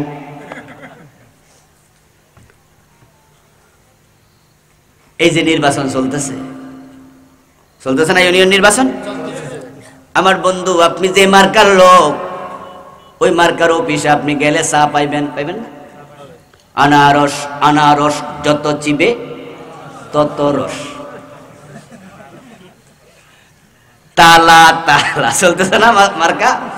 হ্যাঁ, মিছিল করতে করতে গলা শুকিয়ে গেছে। আনারস কইতে কইতে ঢুকছেন অফিসে। অফিসে যিনি আছে, অফিসের তদারককারী, উনার কাছে আসমান থেকে টাকা নাজিল হইতেছে। হ্যাঁ, জিবরাইল আইয়া দিয়ে যাইতেছে। শুধু আল্লাহর পথে দেওয়ার টাকা নাই, মসজিদে দেওয়ার টাকা নাই, মাদ্রাসায় দেওয়ার টাকা নাই। নির্বাচনে কোটি কোটি টাকা খরচ করে। ইউনিয়ন নির্বাচনে 15 কোটি টাকা খরচ করেছে। কয়েকদিন আগে আমাকে একজন বলতেছে যে পাশ করছে, সে বলছে, হুজুর আমি খরচ করছি 1.5 কোটি। কত? এমন ভাবে কইছে মনে হয়েছে এটা তেজপাতা, মানে করে নাই। হে বুঝাইছে হুজুর আমি মাত্র 1.5 কোটি করছি, তবে আমার সাথে একটা 15 কোটি করছে, কিন্তু এরপর আমি পাশ করে নিয়েছি। দেখেন বন্ধু, অফিসে খরচ করার টাকা আছে, মসজিদ মাদ্রাসা দেওয়ার টাকা নাই। এখন আপনি তালা চাবি আনারস করতে করতে ঢুকছেন। ঢোকার পরে দেখবেন চা রেডি, ঠিক না? বিস্কিট রেডি, সাথে সাথে মোমবাতিও। কানা ল্যাংরা পর্যন্ত বিড়ি টানে, ঠিক না? যে জীবনে বিড়ি খায় না, নির্বাচন আইলে হেও খায়। বিড়ি খাইয়ে কাশতাছে। কিরে কাশস কেন? কোনোদিন তো খাই নাই। খাস কেন? কই মাগনা পাইছি। সারে কেডা? ও দোস্ত, আপনি আনারসের অফিসে যান, আপনি চা পাবেন, সিগারেট পাবেন, বিড়ি পাবেন, অর্থাৎ যত্ন আদর পাবেন, মাঝে মাঝে কিছু নগদ টাকাও পাবেন। কিন্তু যদি আপনি অন্য মার্কার মিছিল কইরা আনারসের অফিসে যাইয়া ঢোকেন, চা কি মুখে দিব না মাথার দিব? কথা খেয়াল করেন। Example is the better than advice. বুঝার জন্য বলছি। আপনি আনারসের অফিসে ঢুকলেন অন্য মার্কার মিছিল করতে করতে, যে কয়জন লোক সেখানে বসে আছে তারা রহমতের নজরে তাকাবে না গজবের নজরে? চোখটা ভালোবাসায় ভরা না রক্তিম? কেডা রে এটা কেডা আইতেছে? তারপরে যদি ডুইকা বলতে পারেন আমার চা দেন, মিছিল করতে করতে গলা ভাঙ্গা লাইছি, দক্কা মারা গলায় বাইর হবে এটা, আপনি আজীবন রাসূলের বিরোধী, কোরআন বিরোধী। বিসমিল্লাহি ওয়া আলা মিল্লাতি রাসূলিল্লাহ বলে রাসূলের দলে দেবে, ফেরেশতা থাপড়ায়া সরাইয়া দেবে। ফেরেশতা বলবে রাসূলের দলের উপযুক্ত তুই না, আউট। আল্লাহর হাবিব সাল্লাল্লাহু আলাইহি ওয়াসাল্লাম আল্লাহর কাছে দোয়া করে, ওয়াজআলনি মিন লাদুনকা সুলতানান নাসীরা। ও আল্লাহ, আপনাকে আমাকে আপনি রাষ্ট্র শক্তি দেন, সুলতান দেন, সালতানাত, বাদশাহী, প্রেসিডেন্ট। পৃথিবীর কিছু কিছু দেশে প্রধানমন্ত্রী প্রেসিডেন্টকে এখনো সুলতান বলে, বলে না? যেমন ওমান, ওমানের রাজারে তারা কি কয়? এখনো বলে সুলতান। আমার বন্ধু, এবার আপনাদের কাছে জানতে চাই যে রাসূল আল্লাহর কাছে বাদশাহী চাইলেন, প্রেসিডেন্ট হওয়ার জন্য, রাষ্ট্রপ্রধান হওয়ার জন্য দোয়া করলেন, রাসূলের সম্মান বেশি না রাষ্ট্রপ্রধানের সম্মান বেশি? মাশাআল্লাহ, সব আলেম ওলামা। প্রশ্ন যেটা করি উত্তর ঠিকঠাক পাচ্ছি। আল্লাহ আপনাদের ইলমে আরো বরকত দেখ, দ্বীনের সহি সমঝ আল্লাহ দিয়ে দেখ, এটা খুব জরুরি। নিশ্চয় রাসূলের সম্মান কোটি কোটি প্রেসিডেন্টের চেয়েও। তো বিশ্ব নবী এত সম্মানের জায়গায় থাইকা উনি রাষ্ট্রপ্রধান হওয়ার দোয়া করে কেন? আবার এই দোয়াটা আল্লাহর কাছে কতটা প্রিয় এটা কোরআনের আয়াত বানায়া রাখছে।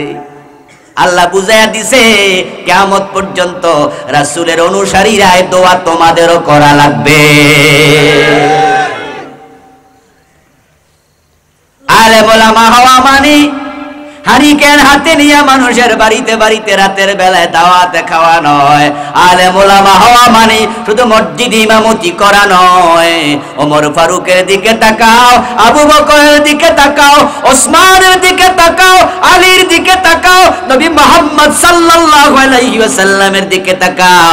মসজিদে নববীর ইমাম, আবার অদ্য দুনিয়ার সম্রাট। অর্ধ পৃথিবী করেছো শাসন ধুলার তখ্তে বসে, খেজুর পাতার প্রাসাদ তোমার বারে বারে গেছে খসে। হযরত ওমর রাদিয়াল্লাহু তাআলা আনহুর সময় পারস্য বিজয় হয়েছিল, রোম বিজয় হয়েছিল, ইতালি ইসলামের অধীনে ছিল, বাহরাইন বিজয় হয়েছিল, মিশর বিজয় হয়েছিল। অর্ধ দুনিয়ার সম্রাট প্রেসিডেন্ট ছিলেন হযরত ওমর, মসজিদে নববীর ইমাম, আবার রাষ্ট্রেরও প্রেসিডেন্ট, দুটো একসাথে ছিল। বিশ্বনবী দোয়া করলেন, আল্লাহ টিক চিহ্ন দিয়ে দিল, দ্যাটস ওকে, দোয়া কবুল। ক্ষমতা দেওয়ার মালিক কে? আল্লাহ। জোরে বলুন কে? আল্লাহ। জনগণ সকল ক্ষমতার উৎস, ঠিক না? এই জাতীয় স্লোগান ইমান হারা করে ছেড়ে দেয়। জনগণের হাতে ক্ষমতা নাই, ক্ষমতা দেওয়ার মালিক কে? আল্লাহ। কুলিল্লাহুম্মা মালিকাল মুলক, বলুন হে রাজাদিরা, জগতের মালিক, তুতিল মুলকা মান তাশা, তুমি যাকে পছন্দ করো তাকে ক্ষমতা দাও, যাকে চাও। ক্ষমতার জন্য পছন্দ করা, রেজামন্দির জন্য না। ক্ষমতার জন্য সুস করেছ তাকে দাও, তানজিউল মুলকা মিম্মান তাশা, আবার যাকে চাও ক্ষমতা থেকে সরায়া দাও। আল্লাহ যদি চায় ক্ষমতা ছিনিয়ে নিতে একদিনও লাগে না। টাকলা মুরাদের দিকে তাকালে বোঝা যায় কেমনে আল্লাহ চেয়ারটা কেড়ে নিয়ে গেল। বেটা টেরও হইল না, বরং বেটা কয়দিন আগে বলছি বিসমিল্লাহ রাখবো না, ঠিক না? সংবিধানে বিসমিল্লাহ থাকবে না, রাষ্ট্রধর্ম ইসলাম মানি না, সরাইয়া দিব। নাউজুবিল্লাহ। আল্লাহ কয় আমার ধর্মের লোকে মারামারি? আহা, এক সেকেন্ডও লাগলো না। এমন বেজ্জতি করলো, এমন বেজ্জতি করলো, এমন বেজ্জতি করলো, চেহারাটা নিজের বউরও মনে দেখাইতে পারে না।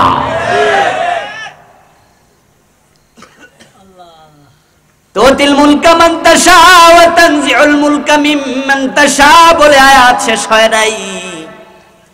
এবার পরে হচ্ছে ওয়া তুইজ্জু মান তাশা ওয়া তুদিল্লু মান তাশা বিয়াদিকাল খায়র ইন্নাকা আলা কুল্লি শাইইন কাদির। তুমি যাকে চাও ইজ্জত দাও, যাকে চাও বেইজ্জতি করো। ও ক্ষমতাওয়ালারা, আল্লাহ যারে চায় ক্ষমতা দেয়। এই ওয়াজ শুইনা এই আয়াত পড়া কয় হুজুরটা ঠিক কইছে, আল্লাহ আমরারে চাইছে ক্ষমতা দিছে। আমাদের বিরুদ্ধে কথা বলা যায় হইব, আল্লাহ আমরারে দিছে। আমরা বলি দোস্ত দিছে আল্লাহ, আমরাও দ্বিমত করি না। তোমাদের যোগ্যতা আছে দিছে, ফেরাউনরও দিছে কে? কথা বলেন না ভাইরা, ক্ষমতা দেয় কে? তাহলে ফেরাউনরে দিছে কে? আবার পানি চুবাইছে কে? যে দেয় আবার চুবায়। নমরুদ রে ক্ষমতা দিছে কে? আবার পরে জুতার বাড়ি খাওয়াইছে কে? ওয়া তুইজ্জু মান তাশা ওয়া তুদিল্লু মান তাশা। সাবধান, ওই আল্লাহ এখনো আছে, চাইলে তোমারও পানি চুবাইতে পারে। ওই আল্লাহ এখনো আছে, তোমার চাইলে নমরুদের মতো জুতার বাড়িও খাওয়াতে পারে।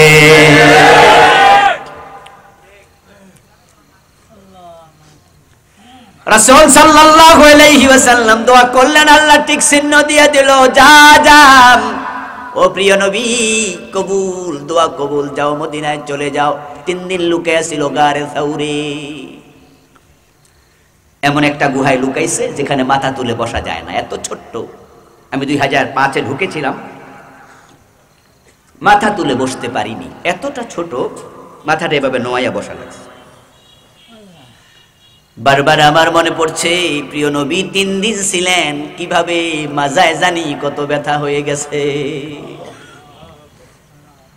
2 জন একসাথে বসার জায়গা নাই, এত ছোট। আবু বকর সিদ্দিক রাদিয়াল্লাহু তাআলা আনহু সহ একসাথে বসেছেন। 2 জন কেমনে বসলেন? থাকার জন্য ঘর নাই, খাওয়ার জন্য ভালো খাবার নাই, পরিধানের জন্য এক্সট্রা কাপড় নাই, কম্বল নাই, বালিশ নাই। দিনহীন বেশে মক্কা থেকে মদিনার দিকে রওনা দিছে। যে লোক মক্কায় থাকতে পারে না, কাফেররা সিদ্ধান্ত নিছে টুকরো করে ফেলবে, টুকরো টুকরো। হিজরতের রাতে কাফেররা অনেক যুবকদেরকে বলেছিল, তলোয়ার নিয়ে ঘরের চারপাশে দাঁড়াও, সকালবেলা বের হলে একসাথে কোবাইবা, টুকরো টুকরো করে ফেলবা। জিবরিল আমিন বলে, ইয়া রাসূলুল্লাহ, চলেন চলেন, এখানে থাকার পরিবেশ নাই। এগুলো কপাল পোড়া, কপাল পোড়া। আপনাকে থাকতে দেবে না, আপনাকে মেরে ফেলবে। আজকে সিদ্ধান্ত তারা নিয়েছে। রাখে আল্লাহ। চলুন, বিশ্বনবী রওনা দিলেন। কাফেররা টের পেয়ে ঘোষণা করে দিল, দারুন নাদওয়াতে জরুরি মিটিং ডাকলো। মুহাম্মদকে জীবিত অথবা মৃত কল্লা যদি হাজির করতে পারো 100 লালন পুরস্কার দেয়া হবে। থাকতেও দেব না, পলাইতেও দেব না, কাইতে ফেলো, কল্লা আনো শুধু 100। থাকার জায়গা নাই, খাওয়ার ভালো খাবার নাই। হিজরতের পথে রাসূল ছাগলের দুধ পান করেছে। রাখাল রে বলেছে, সহিহ বুখারীতে এসেছে, ও রাখাল, একটু ছাগলের দুধ দাও, আমরা ক্ষুধার্ত। রাখাল বলে, পালের মাঝে যে কয়টা ছাগল আছে, একটার স্তনেও দুধ নাই। বলে, হুজুর, যে কয়টা ছাগল আছে এগুলো তো বাচ্চা বড় হয়ে গেছে, তো দুধ টুধ তো নাই। বাচ্চা বড় হইলে কি দুধ থাকেনি? চুপ করে আছেন কেন ভাইয়েরা? বাচ্চা বড় হলে দুধ থাকে? দুধ তো নাই। তো বিশ্বনবী বলে, আচ্ছা দুধ না থাকলে না থাক, একটা ছাগল কাছে দে। একটা ছাগি ধরে আনছে, বিশ্বনবী বিসমিল্লাহ বলে হাত লাগাইছে, বুকের মাঝে দুধ এসে ফুলে গেছে। এটা মুজিজাতুর রাসূল সাল্লাল্লাহু আলাইহি ওয়াসাল্লাম, বিশ্বনবীর মুজিজা। খাওয়ার জন্য খাবার নাই, থাকার জন্য বাড়িঘর নাই, পালায়া যাচ্ছে, হিজরত করে গোপনে লুকায়া লুকায়া যাচ্ছে। উনি কিনা বলে, আল্লাহ আমারে রাষ্ট্রপ্রধান বানায়া দাও। আল্লাহ চাইলে রাস্তার কাঙ্গাল ফকির অসহায়কেও প্রেসিডেন্ট বানানোর ক্ষমতা আল্লাহর আছে না নাই? আবার বড় বড় ক্ষমতাওয়ালারা সাবধান, তিনি চাইলে আবার ফেরাউনের মতো ক্ষমতাওয়ালারে পানিতে ডুবাইয়া দিছে, 1 সেকেন্ডও লাগে নাই। শিক্ষা নিতে হবে, শিক্ষা নিতে হবে ভাই। আপনাদের কাছে আমি জানতে চাই, একটু বলুন তো, ফেরাউন যখন পানিতে ডোবে তখন সে কি ঘুমেছিল না সজাগ ছিল? একা ছিল না সাথে সৈন্য ছিল? ক্ষমতা থেকে পদত্যাগ করে আসছে না ক্ষমতায় ছিল? আল্লাহ পানিতে ডুবাইছে সজাগ রাইখা, সাথে সৈন্য রাইখা, ক্ষমতায় রাইখা। আল্লাহ বুঝায়া দেয়, আমি ডুবাতে চাইলে সৈন্যরাও বাঁচাতে পারবে না, আমি সৈন্য সহ ডুবে আনি। এবার বলুন তো, নমরুদের জুতা দিয়ে পিড়াইছে কি বিরোধী দলের লোকেরা? নমরুদের জুতা দিয়া বিরোধী দলের লোক পিড়ায় নাই, পিড়াইছে নমরুদের নিজের বডিগার্ড যারা ছিল হেরা, নিজের কাছের লোকেরা। মাথার মাঝে একবারে নাকি দিয়া ঠ্যাং ভাঙ্গা মশা দুইটা টিকটিক করে কিটকিট করে কামড়ায়। নমরুদ কয় ব্যথা লাগে, আজকের দিনে আছে সিটি স্ক্যান, তখন তো সিস্টেম। কয় মাথাটা একটু টিপবা দে, বডিগার্ডেরা মাথা টিপে, মশা কামড়ায় না, টিবা বন্ধ, মশা আবার কামড়ায়, বড় ফাজি মশা, বোঝে কখন কামড়ান লাগবে। কেডা কামড়ায় বুঝি না, আরো জোরে টিপ, আরো জোরে টিপে, টিপলে কামড়ায় না, টিবা শেষ আবার কামড়ায়, তবে কামড়ানোর পাওয়ারটা আগের চেয়ে একটু বাড়া। এক পর্যায়ে নমরুদ কয়, কি কামড়াস, কি জানি টিপস হয় না, জোরে টিপ, তারা টিপে। এক পর্যায়ে নমরুদ কয়, কিলমার মজা লাগে। পায়ের মাঝে ছিল খরম। খরম কি দিয়া বানায়? কাঠ দিয়া। খরম দেখছেন না আপনারা? মুরব্বীরা তো দেখছেই, দেখছেন যারা, একবারে শক্ত কাঠ দিয়ে বানানো হয়, হাঁটলে আওয়াজে টকটক টকটক করে আওয়াজ হয়, শক্ত কাঠ দিয়ে বানায়। কয় জুতা কাজে লাগা, হেরা কয় চান্স পাইছে, আমরাও চান্স কাজে লাগাই। জনমের মতো পিটাইছে, মাথা ভেঙে গেছে, মরেছে জুতার বাড়ি খেয়ে, আপন লোকেরা পিটাইছে। আল্লাহ বুঝাইয়া দেয়, ক্ষমতাওয়ালারা পাগল হয়ে যেও না, সীমা লঙ্ঘন করো না, আমি আপনজন দিয়ে জুতার বাড়ি খাওয়াতে পারি। বাঁচানোর ক্ষমতা কারো থাকবে না। রাসূল সাল্লাল্লাহু আলাইহি ওয়াসাল্লাম গেলেন মদিনায়। মদিনার লোকেরা কাঁধে তুলে নাচা শুরু করলো। ছেলে মেয়ে আবাল বৃদ্ধ বনিতা একসাথে গান গাইতে শুরু করলো। তালা আল বদরু আলাইনা মিন সানিয়াতিল বিদা ওয়াজাবা শুকরু আলাইনা মাদা লিল্লাহি দা। সুবহানাল্লাহ পড়ে। মদিনার লোকেরা গান গায়, আমাদের মদিনায় পূর্ণিমার চাঁদ আগমন করেছে।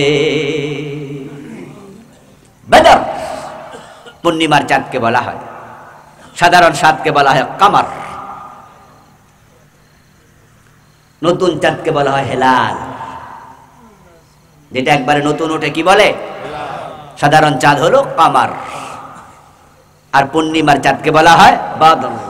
ওরা গান গেয়েছে, তলা আল বদরু আলাইনা, আমাদের মদিনাতে পূর্ণিমার চাঁদ উঠেছে। সুবহানাল্লাহ।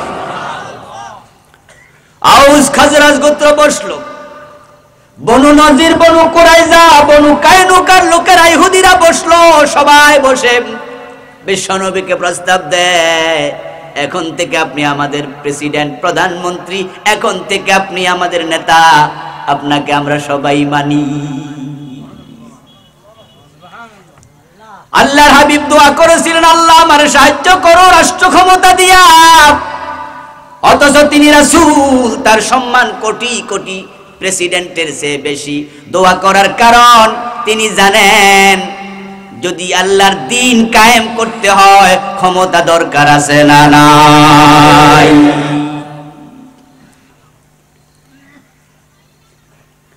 ইন্নাল্লাহা লা ইয়াজি'ু বিল কুরআন, ইন্নাল্লাহা লা ইয়াজি'ু বিল কুরআন মা ইয়াজি'ু বিস সুলতান। সম্ভবত হযরত ওমরের বক্তব্য, আল্লাহ তাআলা কোরআন দিয়ে যা সরান নাম, এমন কিছু কাজ আল্লাহ ক্ষমতার মাধ্যমে সরাইয়া দেয় এই হাদিসটা একবারে বাস্তব। ওমর রাদিয়াল্লাহু তাআলা আনহুর অভিজ্ঞতার ফসল। আপনাদের কাছে আমি জানতে চাই, বাংলাদেশে কোরআন আছে না নাই? আছে। সাথে মদ আছে না নাই? আছে। কোরআন আছে না নাই? চুরি আছে না নাই? কোরআন আছে না নাই? রাহাজানি ডাকাতি দর্শন আছে না নাই? কোরআন এগুলা সরাতে পারে নাই। এগুলা সরানোর জন্য কোরআনকে ক্ষমতায় নেওয়া দরকার আছে না নাই? করো, ইসলাম থাকবে সেখানে, আমরা থাকবো যেখানে। কিন্তু আমরা ইসলামকে আজকে মসজিদের ভিতরে নিয়ে তালা লাগাই দিতে চাই। ইসলাম মানার ব্যাপারে আমাদের কোনো আপত্তি নাই, মসজিদে, শুধু মসজিদে। আপনি দেখবেন যত দল, যত মত, যত চিন্তার মানুষ থাকুক না কেন, মসজিদে সবাই কোন পা দিয়ে ঢোকে? মাশাআল্লাহ, কথা বলেন না। বের হয় কোন পা দিয়ে? কোনো দ্বিমত আছে? রাসূল ডান পা দিয়ে ঢুকেছেন, সবাই আমরা রাসূল মানি। রাসূলুল্লাহ বাম পা দিয়ে বের হয়েছেন, সবাই আমরা রাসূল মানি, কোনো দ্বিমত। আল্লাহু আকবার বলে নামাজ শুরু, কারো দ্বিমত আছে? সালাম ফিরাইলে নামাজ শেষ, কারো দ্বিমত আছে? সালাম ফিরিয়া নামাজ শেষ করে আল্লাহু আকবার বলে নামাজ শুরু করে। মাগরিবের ফরজ 3 রাকাত, 2 রাকাত পরে ইমাম যদি সালাম ফিরিয়ে দেয়, মুসল্লি সালাম ফিরায় না লোকমা দেয়? ভুল করলে ইমাম রেও সার দেবে না, কারণ সবাই মানে কারাই, কোনো দ্বিমত নেই। বাবা ইমাম, ছেলে মুসল্লি। বাবা যদি মাগরিবের 3 রাকাতের জায়গায় 2 রাকাত পরে সালাম ফিরায়, ছেলেও বাবাকে মাইনা সালাম ফিরাবে না লোকমা দেবে? বাবারেও সার দেবে। সবাই কারে মানে? আল্লাহ এবং তার রাসূলকে, কোনো দ্বিমত নাই। আলহামদুলিল্লাহ, ইসলাম সবাই মানে, কি সুসংবাদ। কিন্তু এই মুসল্লি থেকে আবার যদি কেউ হাকিমের চেয়ারে বসে, আদালতের চেয়ারে বসে, আল্লাহর আইনে, রাসূলের আইনে একটা রায়ও দেয় না।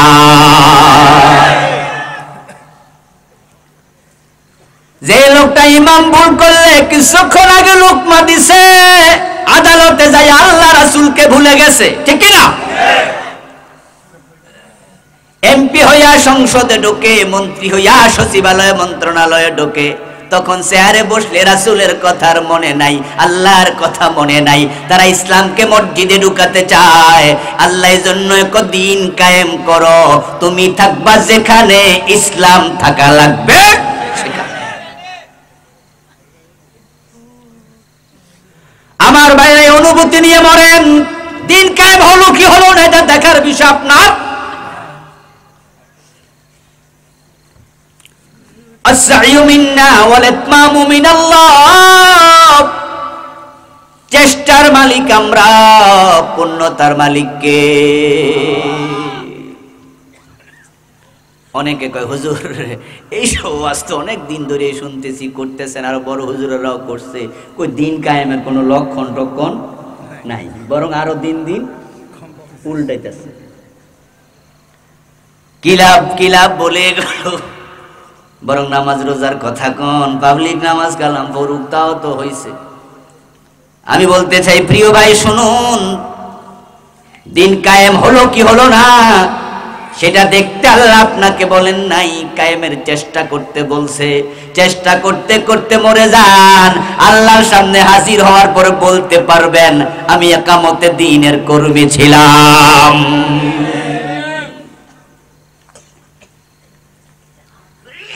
আপনার মৃত্যু হওয়ার পরে লোকেরা আপনাকে ধরে গোসল দিয়া, কাপড় পরাইয়া, খাটাইয়া, চারাইয়া, তারপরে কবরে নিয়ে বলবে বিসমিল্লাহি ওয়ালা মিল্লাতি রাসূলিল্লাহ। আপনার কাছে মনে হবে আমি নিজের ঘরে ফিরে এসেছি। আমি তো এই দলেই ছিলাম, আমি তো এখানেই ছিলাম। কথা কি বোঝেন আমার? আপনি এখানে ছিলেন, এখানে ছিলেন।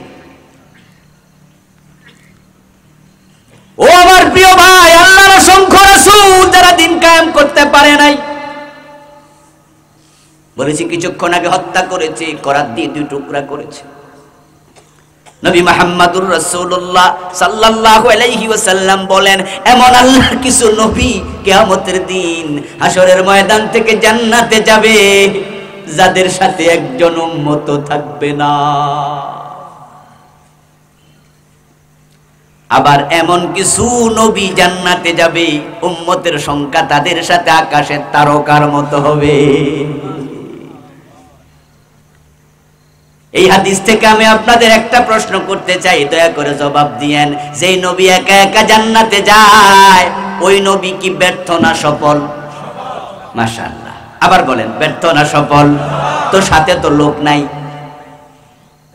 উনার সাথে কেউ না থাকুক উনি জান্নাতি, উনি সফল।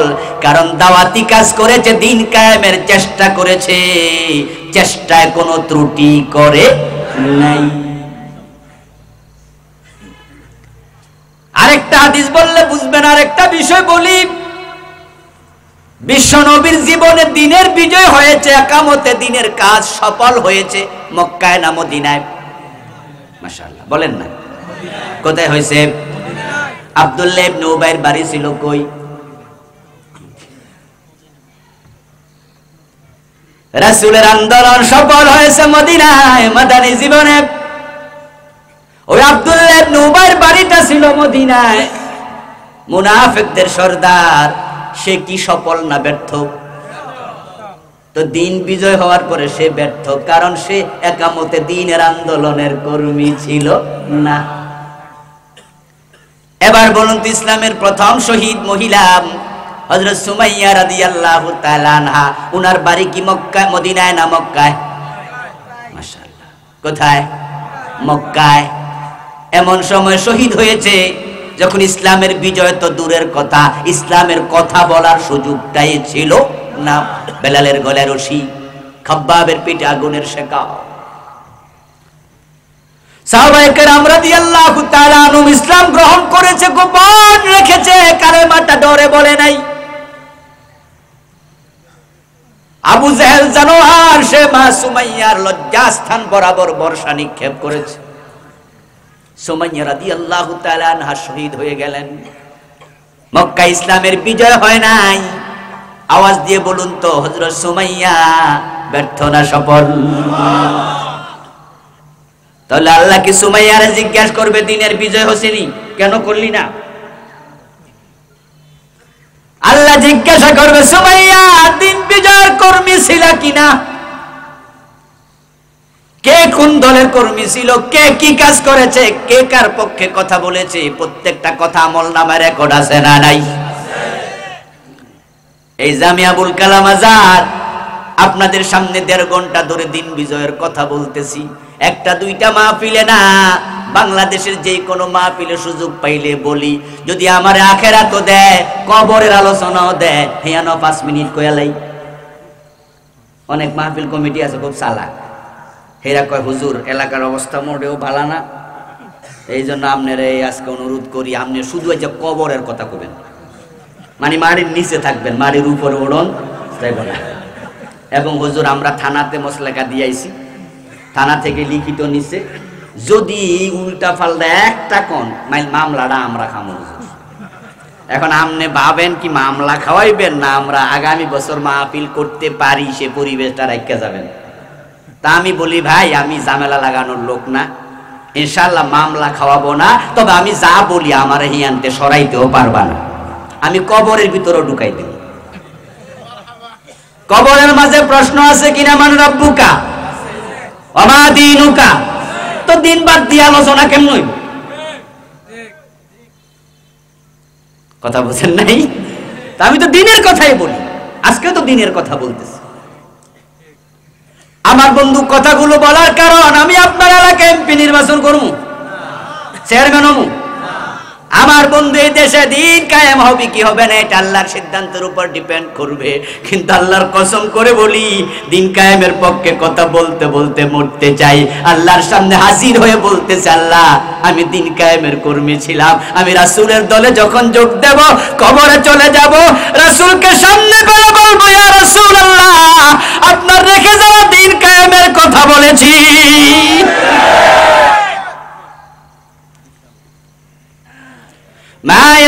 ইয়ালফিযু মিন কাউলিন ইল্লা লাদাইহি রাকীবুন আতীদ।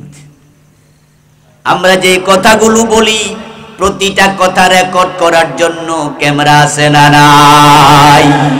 ওয়া কুল্লু ইনসানিন আলজামনাহু তায়রাহু ফি উনুকিহি ওয়া নুখরিজু লাহু ইয়াওমাল কিয়ামাতি কিতাবান ইয়ালকাহু মানশুরা।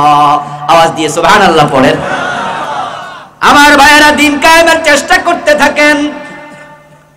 সুতরাং যাদের ম্যানিফেস্টো দিন কায়েমের কর্মসূচি নাই, যাদের কর্মপদ্ধতি দলীয় সংবিধানে কোরআনের আইনের কথা নাই, তাদের দলে কোনো মুসলমান যোগ দিতে পারবে না।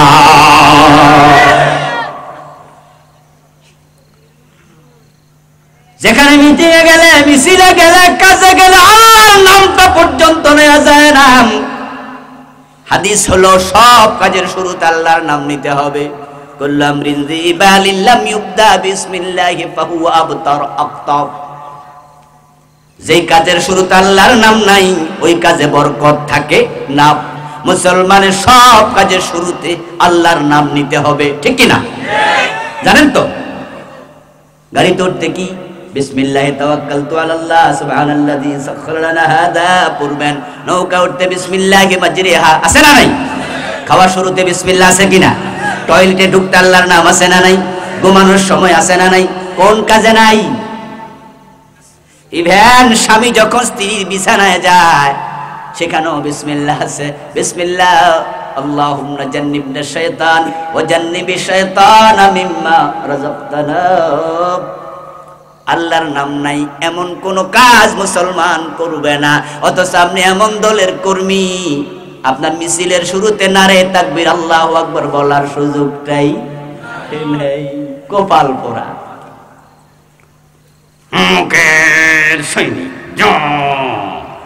তারপরে শুরু, ঠিক না?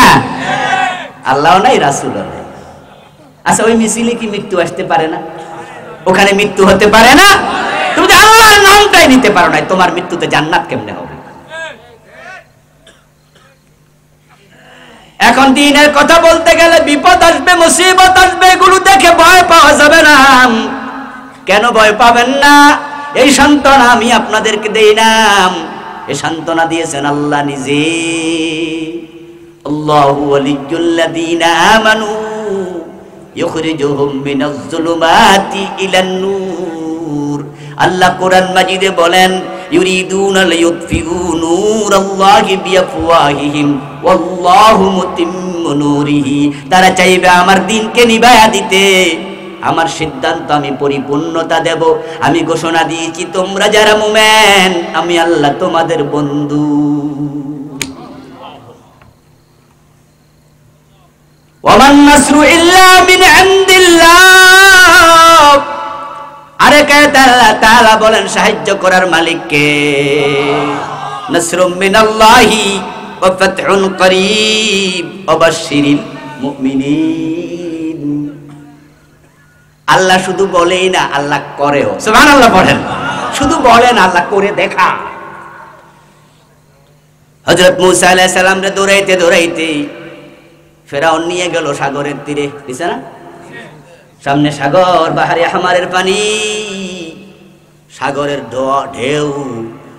পিছনে তাকায় দেখে ফেরাউন আসছে অনেক সৈন্য নিয়ে, ধরে নিয়ে শুলে চড়াবে। এবার উম্মত কি বলে? ইন্না লামুদরাকুন। ও মূসা, তোমার সাথে আইয়া লাভ হলো কি? ধরা বুঝি খেয়ে গেলাম। ওই তো আইতেছে ফেরাউন হাজার হাজার সৈন্য নিয়ে, এখন ধরে নিয়ে যাবে। লাফ দিয়া সমুদ্রে পড়লে ডুবে মরা লাগবে। লাভটা হলো কি? আহা, ধরা বুঝি খেয়ে গেলাম। মূসা নবী কয়, কাল্লা, কোয়াইট ইম্পসিবল, অসম্ভব। ভরপুর রাদা, ইন্নামা ইয়া রাব্বি সায়াহদিন। হযরত মূসা আলাইহিস সালাম জবাব দে, অসম্ভব, অসম্ভব, আমার সাথে আছে কে? ইন্নামা ইয়া রাব্বি, আমার সাথে আমার রব আছে। আল্লাহ কয়, বলে কি রে মুসা, সামনে পানি সাগর, পিছনে শূন্য, এরপরও কয় অসম্ভব, কিচ্ছু হবে না, আমি আল্লাহর উপর ভরসা করে আমি আল্লাহ, তাকে সাহায্য করা দরকার আছে না নাই? দেরি নাই। কুল্লা, আমি বললাম কুল্লা দ্রিব্য আসাকাল বাহর, ও মুসা হাতের লাঠি দিয়া সমুদ্রে আঘাত করো, আর দেরি করা দরকার নাই, আঘাত করতে দেরি 12টা রাস্তা হতে 1 সেকেন্ড দেরি হয় নাই। সাহায্য করছে কে? আল্লাহ। আওয়াজ দিয়ে বলুন, বিপদ থেকে বাঁচাইছে কে? আল্লাহ। এরপরে সে রাস্তা দিয়ে মুসা আলাইহিস সালাম পার হয়ে গেলেন, সাগরের ওপারে গেলেন। সাগরে পানির অভাব নাই, কিন্তু সাগরের পানি স্বাভাবিকত নোনা থাকে, লবণাক্ত থাকে, পান করার উপযুক্ততা থাকে না। লোকজন ওই পারে গেল, গিয়ে বলছে, হে মুসা, পিপাসা তো লাগছে, রোদের মাঝে দৌড়াদৌড়ি করছি, ফেরাউনের ডরে তো আর দৌড়টা একটু জোরে মারছে, পানি লাগবে, পানি। মরুভূমিতে কি পানি অ্যাভেলেবেল? কথা বলেন না ভাই, অ্যাভেলেবেল পানি পাওয়া যায় না। মুসা আলাইহিস সালাম সাগর পার হয়ে যে জায়গায় গিয়েছিলেন সেটা তিহপ্রান্তর, বিশাল মরুভূমি। আমিও গিয়েছিলাম সেখানে দেখতে, আল্লাহ নিয়েছিলেন, বিশাল ধুধু করা মরুভূমি, তারপরে হচ্ছে ফিলিস্তিন। আমার বন্ধু মুসা আলাইহিস সালামের কাছে লোকজন কয়, পানি লাগবে, পানি। আল্লাহ তাআলা বলে, মুসা আনিদ্রিব বিআসাকাল হাজার, ওই যে একটা পাথর দেখা যায়, পাথরের মাঝে হাতের লাঠি দিয়ে আঘাত করো। মুসা আলাইহিস সালাম পাথরের মাঝে আঘাত করার সাথে সাথে ওই এলাকাতে 12টা ঝর্ণা বের হয়ে গেল। এগুলোকে বলে উয়ুনে মুসা। এই ঝর্ণাগুলো এখনো আছে, কূপ আকারে, বিশাল এলাকা হয়ে, খেজুর গাছ কিছু আছে। আমি সেখানে নেমে ঘুরে ঘুরে দেখেছিলাম। আজহার ইউনিভার্সিটির কয়েকজন ছাত্র সাথে ছিল, তারা আমারে দেখালো যে দেখেন কূপগুলো এখনো আছে। সুবহানাল্লাহ। এখন পানি নাই, একবারে নিচে তলায় আছে, শুকাইয়া গেছে, ওখান থেকে ঝর্ণা বের হয়েছে। আল্লাহ বাঁচালেন, পাথর থেকে পানি বের করে দিলেন। এখন খাবার দাবার দরকার, খাবার পাবে কোথায়? আকাশ থেকে আল্লাহ তাআলা জান্নাতি খাবার পাঠাইয়া দিছে, যেটাকে মান্না সালোয়া বলে। সুবহানাল্লাহ পড়েন। মান্না সালোয়া আল্লাহ পাঠাই দিছে, জান্নাত থেকে রান্না টান্না কইরা পাখির ভুনা মাংস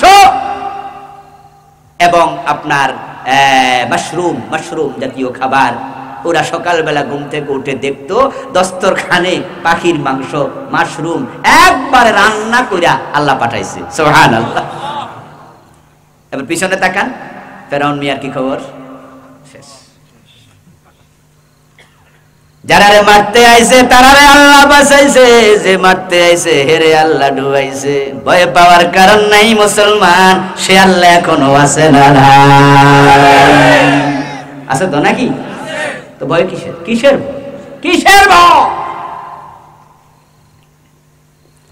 ইব্রাহিম আলাইহিস সালাম আগুনে পাড়া দিছে, 6 মাস লাকড়ি সংগ্রহ করছে। মানুষ কয়জন? জ্বালাইব কয়জন রে? কথা বলেন না, কয়জন? আচ্ছা, একজন রে জ্বালাইতে 6 মাস লাকড়ি লাগে। মানে নমরুদ বুঝাইছে আমার ক্ষমতা কি দেখো, জ্বালাইয়া একবারে সাইকুর আলামু বুঝাইছে অন্য রে, এর মতো হইও না, হইলে তোমরা রেও। লাকড়ি এমন ভাবে জ্বলতেছে, ইব্রাহিম আলাইহিস সালামকে দইরা নিয়ে যে ফালাবে সেই সুযোগটাও নেই। এখন সরকি বানায়া উপরে বসাইছে, সরকি ঘুরবে, রশিতে ঢিল দেবে, ইব্রাহিম আলাইহিস সালাম আগুনের মাঝখানে পড়বে, জ্বলে পুড়ে ছাই হবে। নাউযুবিল্লাহ। সরকির উপরে বসায়া হাত পা রশি দিয়া বেঁধে, এবার মাজার মাঝে রশি দিয়া বেঁধে সরকি ঘুরাচ্ছে। ইব্রাহিম আলাইহিস সালাম আল্লাহর সাথে গল্প করা শুরু করছে। সুবহানাল্লাহ।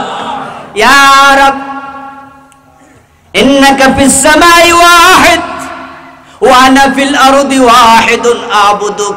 ও আমার রব, আকাশে তুমি একা, জমিনে তোমার গোলাম ইব্রাহিম ও একা, আমার সাথে আমার মা বাবাও নেই।